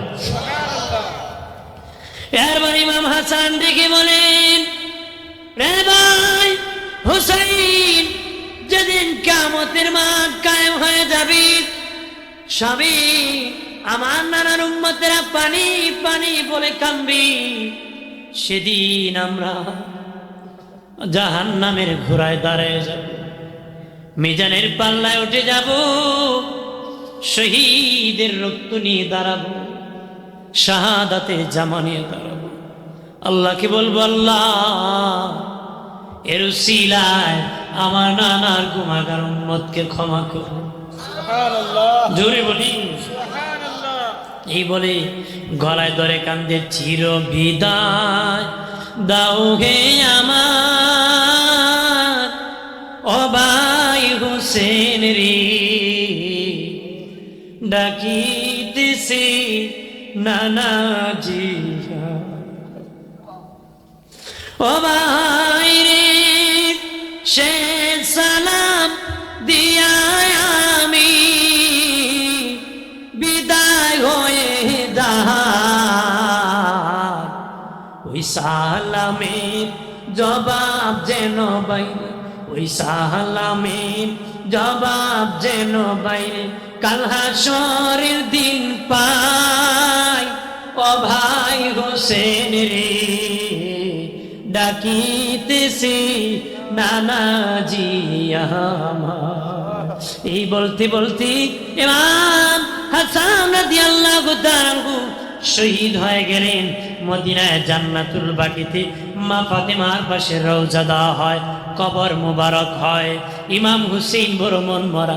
এবার জালিম এজিদকে তার বংশীয় লোকেরা বলে, এজিদ তুমি খবর জানো নি, তোমার ভাই তোমার বাবার পরে যদি তোমার বাবা মরে যায়, হাসান গদির মালিক হবে, হাসানকে শহীদ করেছো, এবার তুমি হতে পারবা না। কই কেন রে? কই হুসেন গদির মালিক। চক্রান্ত করা শুরু করলো। আল্লাহ নবীর আদরের নাতি ইমাম হুসেনকে শহীদ করে দিবি, চক্রান্ত শুরু করলো, দুশ্মনী শুরু করলো। বাবাজি দুশ্মনী করে রে। আর নবী বলেছেন তাদেরকে ভালোবাসলে নবীর ভালোবাসা হবে, আর তারা তাদের সাথে দুশ্মনী রাখে, তারা তাদের সাথে দুশ্মনী রাখে। ঠিক রায়প্রাণের বাবাজি তখন হযরতে মুআবিয়া রাদিয়াল্লাহু তাআলা অসুস্থ হয়ে পড়লেন। অসুস্থ হইয়া বিছানায় পড়ে গেলেন। উনি একটা চিঠি ইমাম হুসেইন রাদিয়াল্লাহু তাআলার দরবারে পৌঁছাবেন। চিঠি লিখলেন, ওগো হুসাইন, তোমার ভাই হাসানের সাথে আমার চুক্তি ছিল, আমার বিদায়ের পরে তোমার ভাই মালিক, তোমার ভাই না থাকলে তুমি হুসাইন মালিক। আল্লাহুম্মা সাল্লি আলা সাইয়্যিদিনা মাওলানা মুহাম্মদ। পড়েন না, কেউ দূর করতে পারেন না।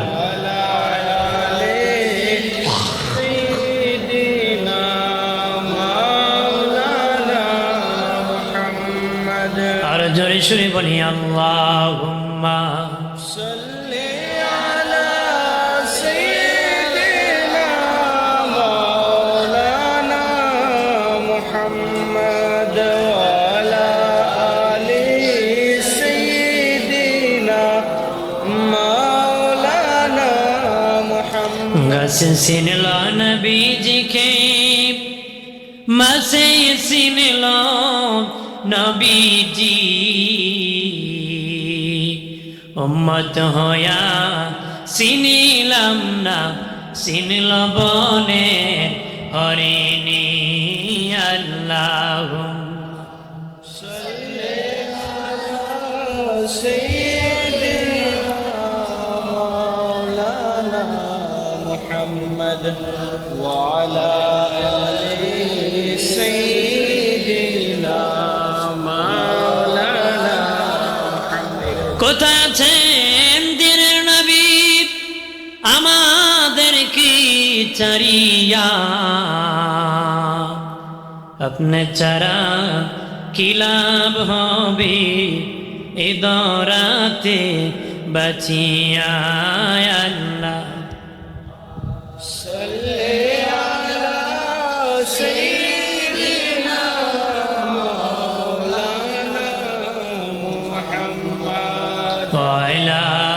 آله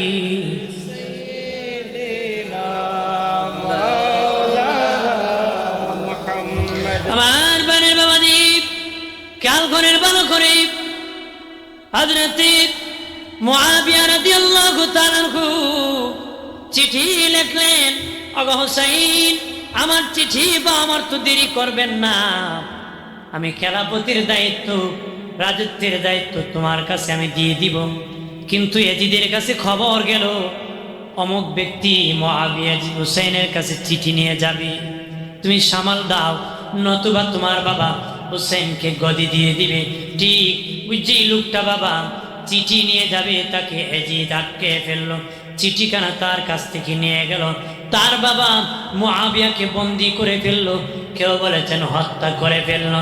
ওনার ইন্তেকাল হওয়ার পরে মক্কা মদিনায় খবর দেয় নাই, নবীর অনেক সাহাবীরা বেঁচে ছিলেন, কারো কাছে খবর দেয় নাই, কারো কাছে খবর দেয় নাই, গোপন করিয়া দাফন করে দিছে, শোনায় নাই।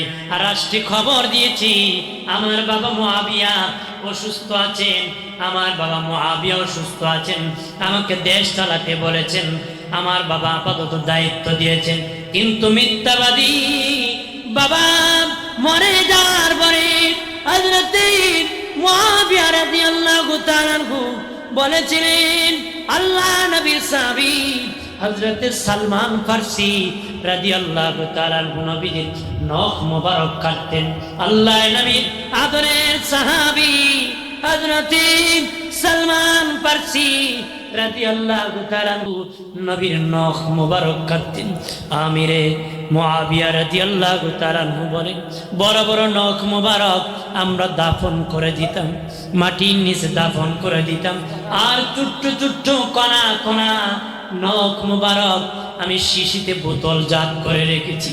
এই শুনে নাও, আমি মুআবিয়া যেদিন মরে যাব, মাশুকে হাকিকির দরবারে যেদিন চলে যাব, সেদিন নবীর নখ মোবারককে সুরমা বানাইয়া আমি মুআবিয়ার চোখে দিও, নবীর নখ মোবারক যদি আমার চোখে দিয়ে দাও, এর উসিলা আমার আল্লাহ আমার কবর জান্নাতের বাগান বানায়া দিবি।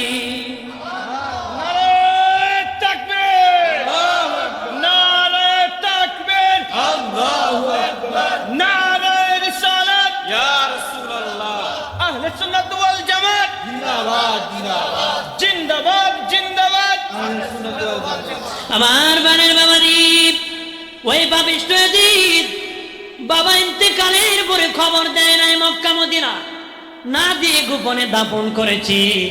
ক্ষমতা যখন তার হাতে নিয়ে গেছে, সব ক্ষমতা, ঠিক এরকম ভাবে বাবা সৌদি আরব আজও ক্ষমতা নেয়, বাবা বন্দি করে বা ছেলে ক্ষমতা নেয়, চাচা বন্দি করিয়া বাতি যায় ক্ষমতা নেই, বলে বাবা অসুস্থ, আমাকে বলে চালানোর জন্য, ক্ষমতা সব নিয়ে গেলে কয় আমাকে দায়িত্ব দিয়েছে। ঠিক এজিদও সে ফায়দা করেছিল, সব ক্ষমতা নিয়ে কয় আমার বাবা ইন্তেকাল হয়েছে, আমাকে খেলাফত দিয়ে গেছে।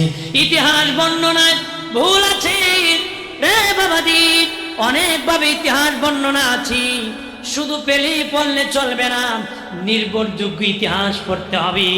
আহলুস সুন্নাহ ওয়াল জামাত যে ইতিহাস সাপোর্ট করে সেই ইতিহাস পড়তে হবে, ওই ইতিহাস জানতে হবে। কোনো সাহাবায়ে কেরামের সমালোচনা করা যাবে না, করলে বাবা মুসলিম হবা ঠিক, সুন্নি হতে পারবা না রে। কি হতে পারবা না? ভাই আমার খেয়াল করেন ভালোভাবে, আল্লাহ নবী সাহাবী হযরতে মুআবিয়া রাদিয়াল্লাহু তাআলা ইয়াজিদকে খেলাফত দেন নাই, ইতিহাস আছে, কিন্তু বাবা এটা নির্ভরযোগ্য নয়। খেলাফত দিয়েছেন যে ইতিহাস, এটা নির্ভরযোগ্য নয়, দেন না, এটি নির্ভরযোগ্য ইতিহাস।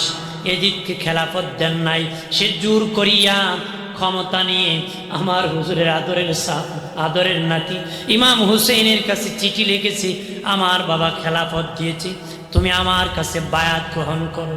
মদিনার ওই গভর্নরের কাছে চিঠি দিয়েছেন মদিনার সে গভর্নর ইমাম হোসেনকে ডাকিয়া গভর্নর অফিসে আনলো, চাপ প্রয়োগ করলো বায়াত নেওয়ার জন্য।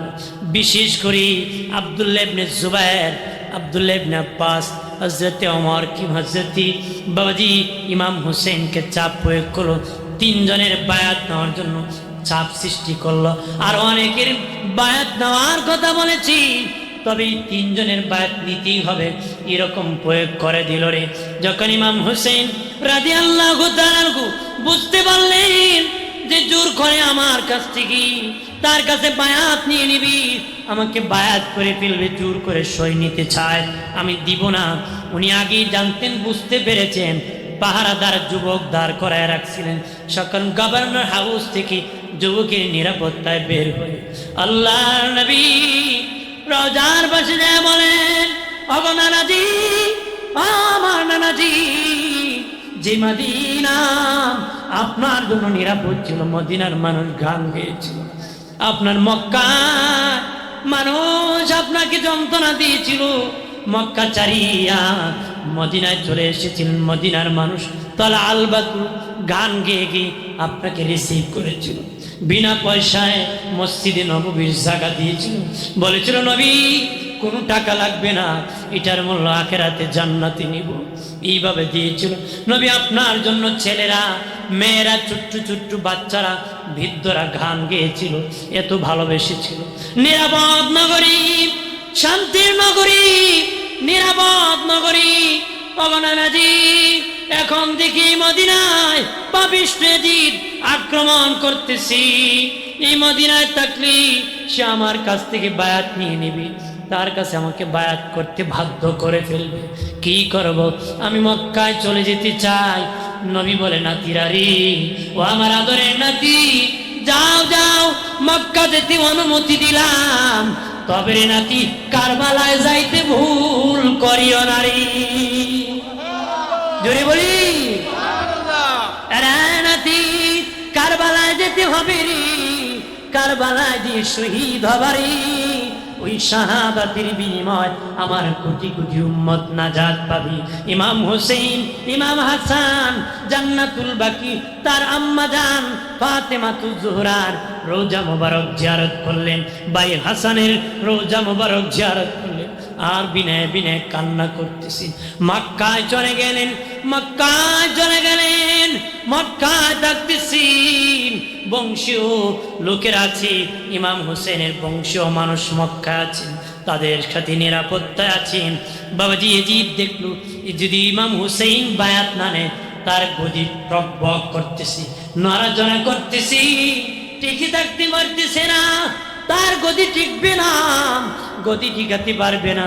সে বাবা কুপার থেকে ভণ্ডামি করলো, কুপা থেকে সিটারি করলো, কুপা থেকে বাটপারি করলো, কুপা থেকে চিঠি পাঠালো ইমাম হুসেনের দরবারে, আগাম হুসাইন কবায় আসম, তোমার কাছে বায়াত নিব। এইভাবে চিঠি লিখতে লিখতে 60টা মতান্তরে 120টা চিঠি লিখছি, চিঠি লিখেছি, তুমি তাড়াতাড়ি আসো, তোমার কাছে বায়াত গ্রহণ করব, আমরা অপেক্ষা করতেছি।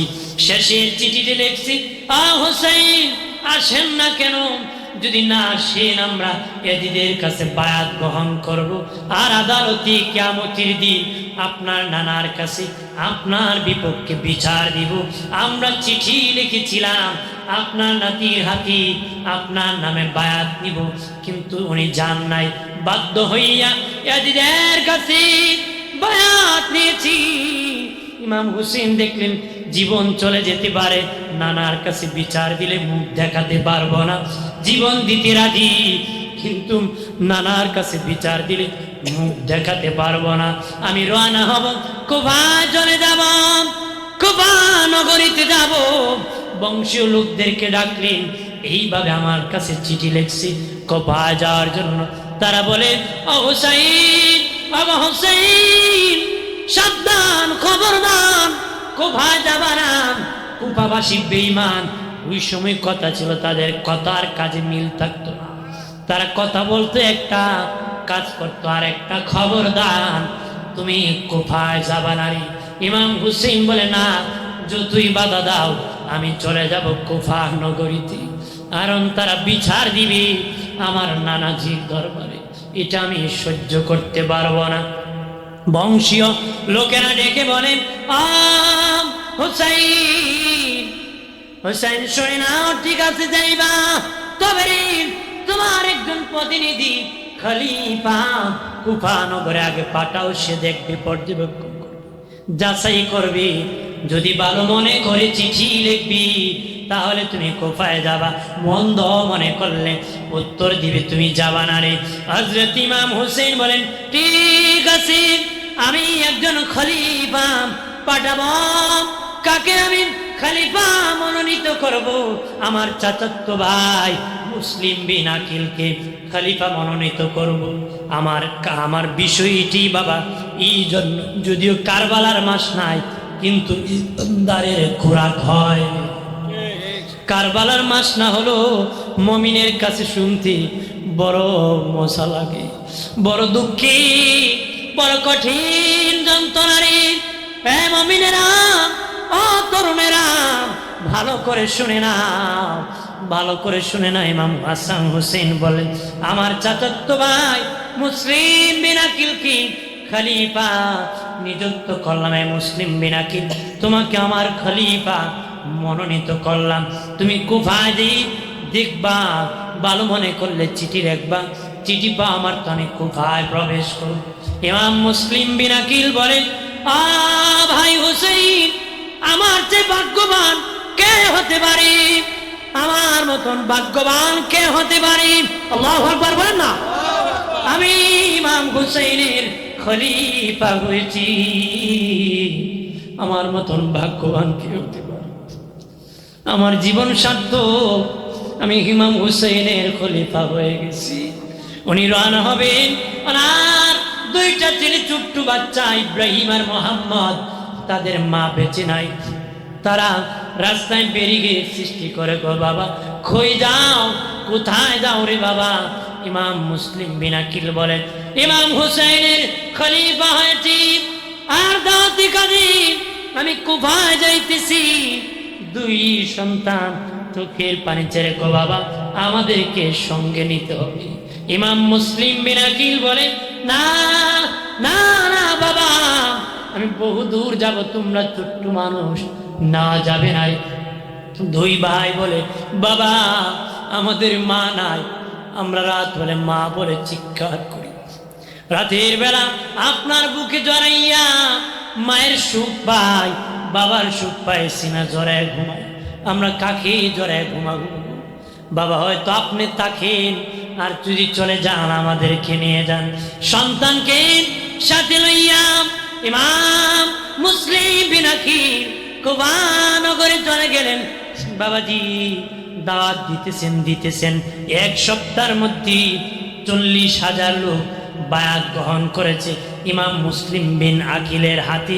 ইমাম হুসেইনের নামে মুসলিম বিন আকিলের কাছে বায়াতে রাসূল গ্রহণ করেছে 40,000 লোক এক সপ্তাহের মধ্যে। আর এক সপ্তাহের ভিতরে একজন বলে আমার বাসায় দাওয়াত সকালে, আরেকজন বলে দুপুরে, আরেকজন বলে দুপুরে, আরেকজন বলে বিকালে। মুসলিম বিন আকিল দাওয়াত, এইভাবে দাওয়াত দিতেছি, দাওয়াত আর দাওয়াত। তারা ইমাম মুসলিম বিন আকিলকে নিয়ে মিছিল করে, মিটিং করে, আদর করে। ইমাম মুসলিম বিন আকিল দেখলেন আমাকে পেয়ে তারা এত বেহুশ হয়ে গেছে, ইমাম হুসেন আসলে না কত পাগল হবে, কত আদর করবে। উনি চিঠি লিখলেন, মক্কা চিঠি লিখলেন, ইমাম হুসেন আমার কাছে আপনার নামে এক সপ্তাহ 40,000 লোক বায়াত নিয়েছি, 40,000 লোক বায়াত নিয়েছি। আমার চিঠি বা আমার তো দেরি করবেন না, কুফার উদ্দেশ্যে রওনা হবেন, কারণ তারা আমার জন্য এত পাগল, আপনাকে পেলে আরো বেহুশ হয়ে যাবে। দেরি করবেন না, চিঠি পান, চিঠি তারা মারতি। কুফা থেকে একজন চিঠি ইয়াজিদের কাছে দিয়েছে, বলে ইয়াজিদ রে, ইমাম হুসেইনের প্রতিনিধি মুসলিম বিন আকিল এসে গিয়েছি। এক সপ্তাহের মধ্যে 40,000 লোক ইমাম হুসেইনের নামে বায়াত নিয়েছি। তুমি নাক ডাকায় ঘুমাও, আর এই থেকে যদি হুসাইনের লোক বেড়ে যায় তোমার ক্ষমতা চলে যাবে, তাড়াতাড়ি ব্যবস্থা করো। ওই মুহূর্তে হারামজাদা উবাইদুল্লাহ ইবনে জিয়াদ কি বহলত হচ্ছিল। হারামজাদা যার বাবা ঠিক ছিল না, কয় বাবার ঘরে তার মাই জানে না, এমন হারামজাদা উবাইদুল্লাহ ইবনে জিয়াদ কি কুফার গভর্নর বানায় পাঠাইলো। নোমান ইবনে বশীর কুফার গভর্নর ছিল বাবা। বাবাজি, কুফার গভর্নর নোমান ইবনে বশীর কি কুফা থেকে ট্রান্সফার করে অন্য গভর্নর অন্য জায়গায় দিয়ে দিল। আর ওই হারামজাদা উবাইদুল্লাহ ইবনে জিয়াদ কি কুফার গভর্নর বানালো। ওই হারামজাদা কোত্থেকে প্রবেশ করবে? ইমাম হোসেন মক্কা থেকে যে রাস্তায় কুফা নগরে প্রবেশ করবে, এই রাস্তা দিয়ে উবাইদুল্লাহ সন্ত্রাসী চেহারা ডাকিয়া ওই কুফা নগরে প্রবেশ করতেছে। আর কুফাবাসী ভেবেছে উনি ইমাম হুসাইন আসতেছে, ঘোড়ার পিঠে চেহারা রুমাল দিয়ে ডেকে ফেলেছি, ঘোড়ার বহর পিছনে বাবাজি। তখন কুফাবাসী মারহাবা ইয়া হুসাইন বলে তাকবীর দিতেছে। এই হারামজাদা উবাইদুল্লাহ গভর্নর হাউজে ডাইরেক্ট ঢুকে পড়েছি।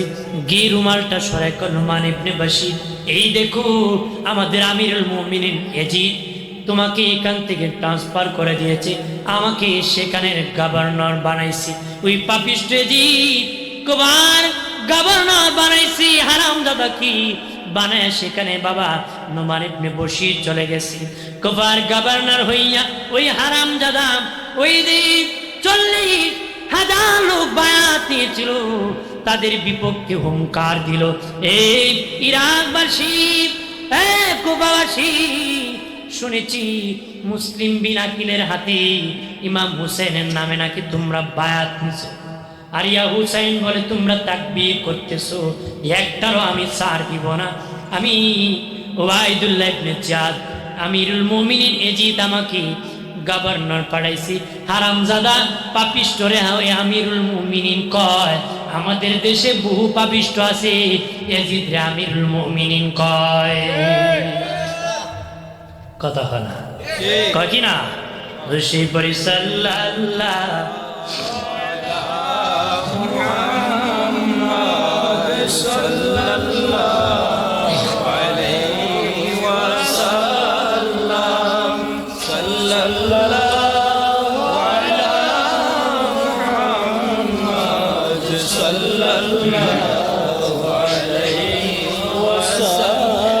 আমল নামায় দুরূদ শরীফ বেশি যার, হাসরের দিন সুপারিশ আগে তার সাল্লাল্লাহ। বলেন নবীজি সুপারিশ আগে করবে সাল্লাল্লাহ সাল্লাল্লাহ।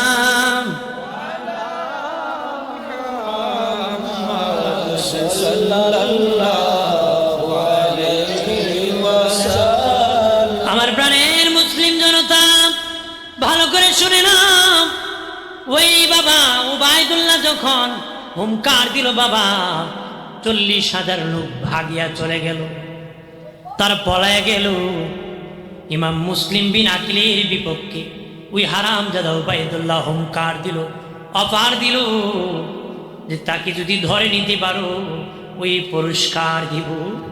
ইমাম মুসলিম বিন আকিল দৌড়াতে শুরু করলেন, যার ঘরে ডাক দিন সে দরজা বন্ধ করে দেয়।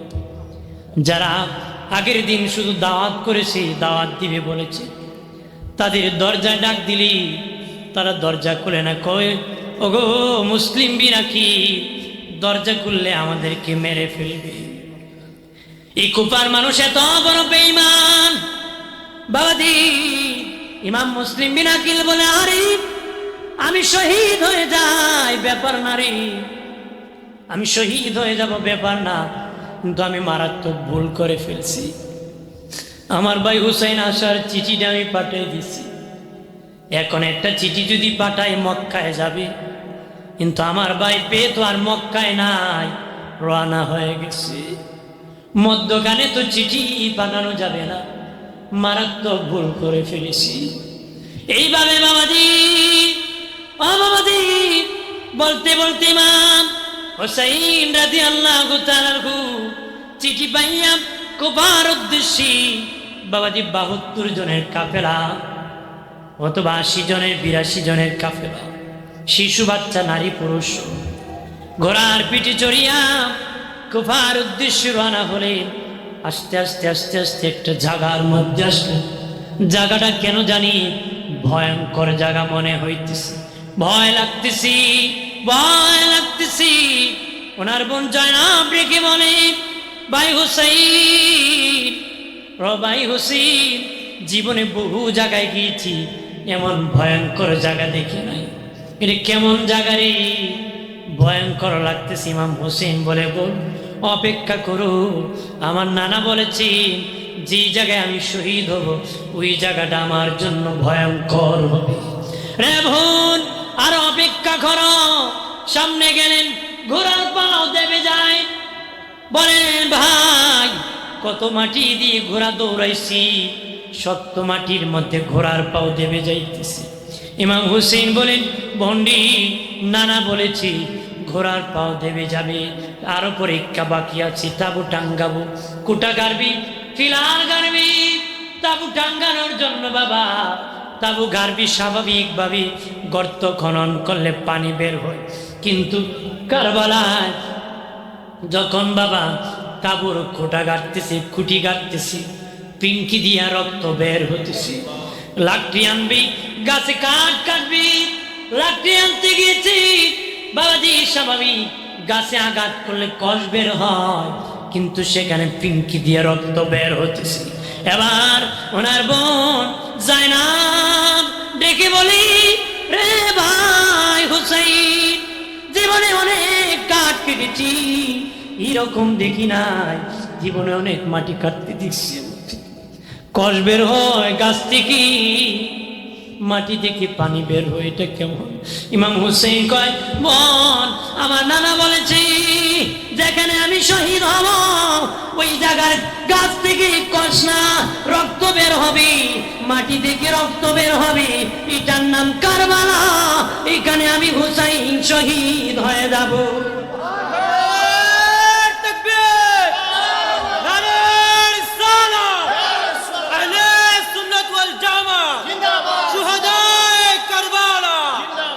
আমার বাবাজি তাবু টাঙ্গালেন। বাবাজি খেয়াল করেন, সপ্তম দিন পানি বন্ধ করে দিয়েছি, একদম ঘেরাও করে ফেলেছি, একদম ঘেরাও করে ফেলেছে, সবগুলা বন্ধ হয়ে গেছে, সবগুলা পানি পর্যন্ত বন্ধ করে দিয়েছি। নবম দিন দিবাগত রাত্রিতে আম্মা জান শাহার বানু স্বপ্নে দেখলেন কারবালার ময়দান কে জানি ঝাড়ু দিতেছে। সুবহানাল্লাহ, আরো জোরে কর। আম্মা জান শাহার বানু ডেকে বলেন, কে গো, কে ঝাড়ু দিতেছ? উনি কে আমার চিনবানি, আমার চিনবানি, আমি হুসাইনের মা ফাতেমা, আমি জান্নাত থেকে কারবালা ঝাড়ু দিতেছি। আগামী কালে শাহার বানু তোর ঘরে কান্নার রোল বসে যাবি, তোর ঘরে কান্নার রোল বসে যাবি, তুই তোর স্বামী হারিয়ে ফেলবি, তোর ঘরে কান্নার রোল বসে যাবে। আমার বেটা হুসাইন তুই কারবালায় শহীদ হয়ে গড়াগড়ি করবি, গড়াগড়ি করবি, ব্যথা পাবি, এই জন্য কারবালা থেকে আমি ঝাড়ু দিতেছি, কারবালা থেকে ঝাড়ু দিতেছি। আম্মা জান শাহার বানুর ঘুম ভেঙে গেল, ঘুম থেকে উঠিয়া ওযু বানাইয়া কোরআন তেলাওয়াত করি, বিনয় বিনয় কান্দি, বিনয় বিনয় কান্নে, কান্নার সুর বড় হয়ে গেছে। ইমাম হুসেনের ঘুমটা ভেঙে গেছে। বলে, বিবি রে, ও বিবি, কেন রে বিবি কান্না করতেছ? কই স্বামী, আম্মাকে স্বপ্নে দেখেছি, আম্মা বলেছে আগামী কাল নাকি আমার ঘরে কান্নার রোল বসে যাবে, আপনি নাকি শহীদ হয়ে যাবেন, আপনি নাকি শহীদ হয়ে যাবেন, এই জন্য কান্না করতেছি। ইমাম হোসেন ডেকে বলেন, বিবি রে বিবি, এটা নতুন নয়, আমার নানাই বলেছে আমি শহীদ হয়ে যাব। আর যদি বলি, আমার বাড়ির বাবাজি ইমাম হুসাইন রাদিয়াল্লাহু তাআলা আনহু চতুর্দিকে তারা ঘেরাও করে রাখলো। তখন ওনার সাথী সঙ্গী সাথীর উদ্দেশ্যে রাতে অন্ধকারে একটা ভাষণ দিয়েছিলেন। আমার সঙ্গী সাথী শুনে নাও, বাবাজি ইমাম হুসেনের সাথে আমাদের দুইজন আম্মাও ছিলেন। একজন জাইনাব বিনতে জাহাজ ছিলেন, আর একজন উম্মে সালমা ছিলেন। উম্মে সালমাকে নবীজি একটা শিশির দিয়েছিলেন, শিশির ভিতরে মাটি ছিল। নবীজি বলেন, উম্মে সালমারি, এই শিশিটা তোমার কাছে রাখো, এই শিশিটা তোমার কাছে রাখো। যেদিন ওই শিশির মাটি গুণে পরিণত হবে, সেদিন বুঝবা আমার হুসেন কারবালায় শহীদ হয়ে যাবে।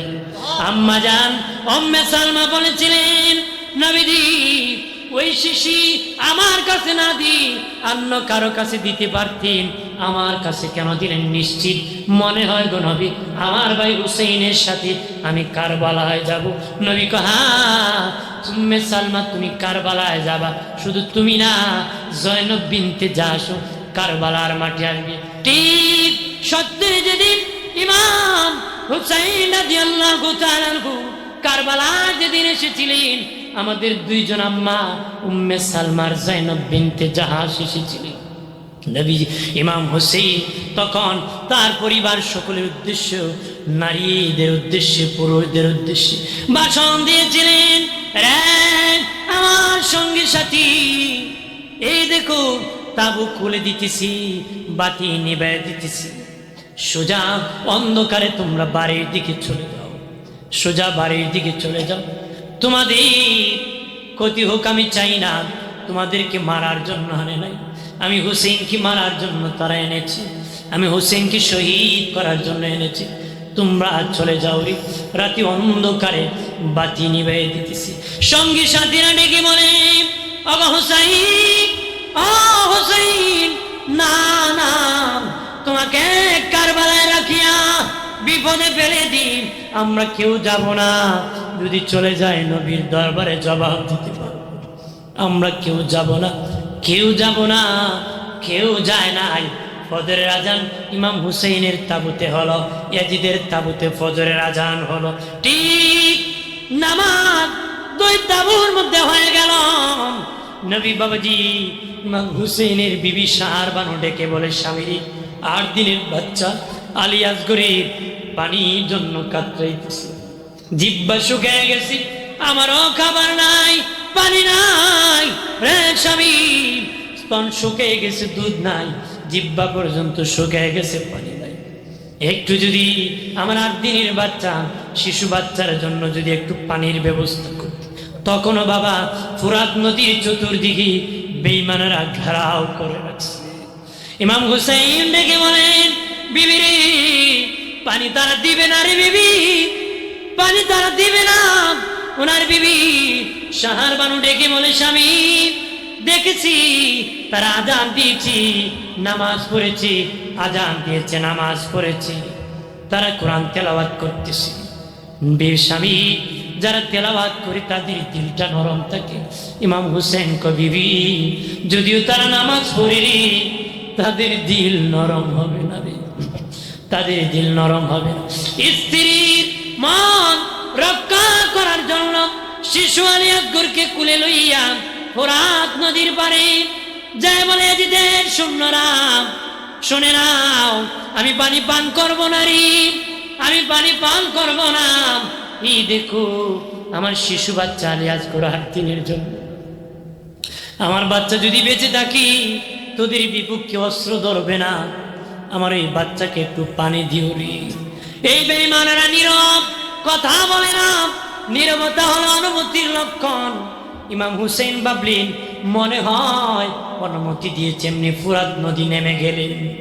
এমনি বাবা বাম হাতি শিশু আলী আসগরকে ধরে রেখেছেন, ডান হাত কানা ফুরাত নদীর মধ্যে ঢুকা দিয়েছি। যে ঢুকে দিয়েছি বাবা, ফুরাত নদীর ভিতরে যখন ঢুকে দিয়েছি, পানিটা উঠে শিশু আলী আসগরের মুখে দিবি, এমনি একটা বেঈমান দূর থেকে তীর নিক্ষেপ করেছে।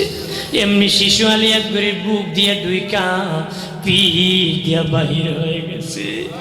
মুহূর্তে মুহূর্তে শিশু আলী আসগর শাহাদাতের পেয়ালা পান করেছি। আর শিশু আলী আসগরের রক্ত, শাহাদাতের রক্ত দিয়ে ইমাম হুসেনের জুব্বাটা লাল হয়ে গেছে। বিবির কাছে আসে, কো বিবি, দুনিয়ার পানি খাওয়াইতে পারি নাই, জান্নাতের পানি খাওয়াইয়া দিছি, তোমার সন্তান আলী আসগর শহীদ হয়ে গেছি। আর জোরে বলি এই তাকবীর দাও, তোমার শিশু আলী আসগর শহীদ হয়ে গেছে, শহীদ হয়ে গেছে। ঠিক তোমার প্রাণের বাবাজি এমনি ভাবে অদুস্থ বুজুর্গরা ওই তখন তারা ডেকে বলল, আগো হুসাইন, আগো হুসাইন, শুনে নাও, তোমার সাথে আমরা যুদ্ধ করব। তারা ডাকতেছে ইয়াজিদের সৈন্যরা। ইমাম হুসাইন মনোযোগ দেন, ওনার তাবুতে আছে, কয়েক মিনিট বলতেছি, ওনার তাবুতে আছে। ইয়াজিদ বাহিনীরে বলে, হুসাইন তোমার নাকি অনেক ক্ষমতা, আসো আজকে তোমার সাথে যুদ্ধ করব। আপনারা বলেন ইমাম হুসাইন কি যুদ্ধ করতে কুফায় গেছিল নাকি? উনি দাওয়াত খেতে গিয়েছি, দাওয়াত খেতে গিয়েছে। তারা বলে যুদ্ধ করবে। ঠিক ইমাম হুসাইন বলেন, ঠিক আছে, যুদ্ধ যদি করো যুদ্ধ করব, তবে মাথা নত করব না, মাথা নত করব না। বিভিন্ন অফার দিয়েছে তারা। উনি বলে, না, আমি মাথা দিয়ে দিব, ইমান দিতে পারি না, ইমান দিতে পারি না, আমি মাথা দিয়ে দিব। ওই ময়দানে তারা চিঠি, তারা বলতেছি বেকায়দায় পেলে বায়াত নেওয়ার জন্য। ইমাম হুসাইন হাতে চিঠি নেই, ইয়াজিদ বাহিনীর উদ্দেশ্যে ভাষণ দিলেন, আর ইরাকবাসী, কুফাবাসী, আমি কি তোদের সাথে কোনো দুশ্মনী করছি নাকি? আমি কি তোমাদের কোনো বিরোধিতা করছি নাকি? তোমরা কেন আমার সাথে দুশ্মনী করো? তোমরা যারা আছো আমার নানা সান্নিধ্য লাভ করেছো, আমার নানার মুখে কি তোমরা শোনো নাই? আমার নানা কি বলি নাই, আমি হুসাইন জান্নাতের যুবকদের সর্দার হবরি। আমি বলতেছি ইয়াজিদ বাহিনীর থেকে যদি দল বাদ দিয়ে আমি হুসাইনের কাছে আসতে পারো, আমি হুসাইন তোরে জান্নাতে না নিয়ে আমি হুসাইন যাব না রে। সেদিন সে করম কথা দিল নরম করে নাই। ইমাম হুসাইন বলেন, সৈন্যরা, আমাকে কেন তোমরা এই বিপদে ফেললা? আমি তো ইচ্ছা করে আসি নাই, তোমরা আমাকে দাওয়াত করে এনেছো, তারা দাওয়াত করি নাই। উনি বলেন, অমুকের ছেলে অমুক আমাকে চিঠি লিখছে। ওরা বলে ওই চিঠি নাকি তাদের না। কত বড় বেঈমান, বলে এটা নাকি তাদের চিঠি না। এইভাবে বলতেছি রে প্রাণের বাবাজি, ইমাম হুসাইন রাদিয়াল্লাহু তাআলা আনহু কি তারা বলে তীর মারো। ইমাম হুসাইন বলে, না না, আমার নানার সুন্নাত হলো বেঈমান তীর মারলে আমরা প্রতিবাদ করি, আমরা কাপুরুষ না, আমরা কাউকে আগে আক্রমণ করি না, আক্রান্ত হলে প্রতিবাদ করি।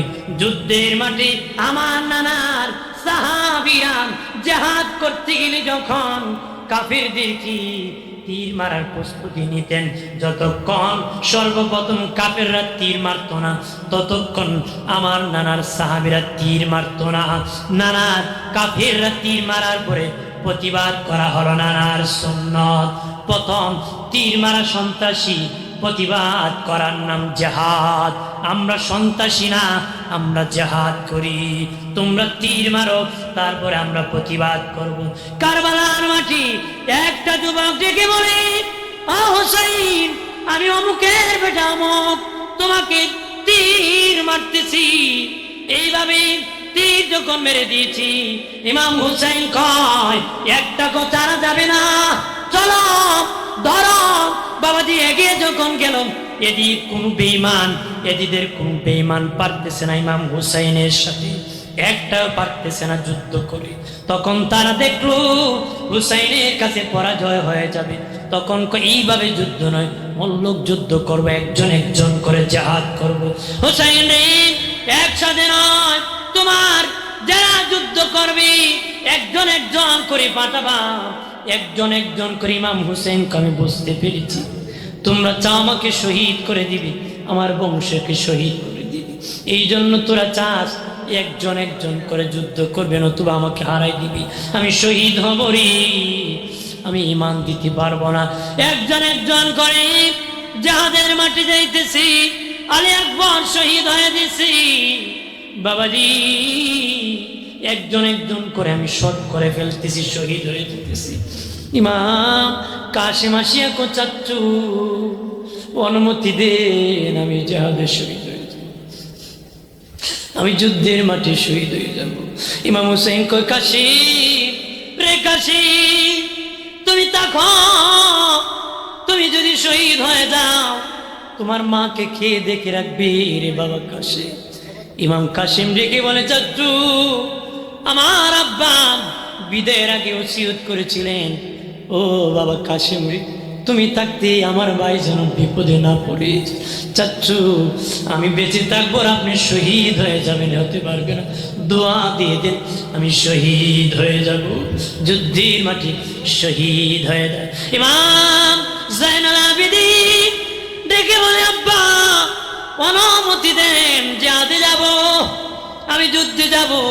ইমাম জাইনুল আবেদিন কি ইমাম হুসেন কোনারে বাবা, তুমি যদি জাহাদের মাঠে শহীদ হয়ে যাও আমার নানার বংশ থাকবে না রে জাইনুল আবেদিন, তুমি শহীদ হয় না, তুমি যুদ্ধের মাঠে যেও না, তুমি যুদ্ধের মাঠে যেও না, গেলে শহীদ হলে আমার নানার বংশ থাকবে না।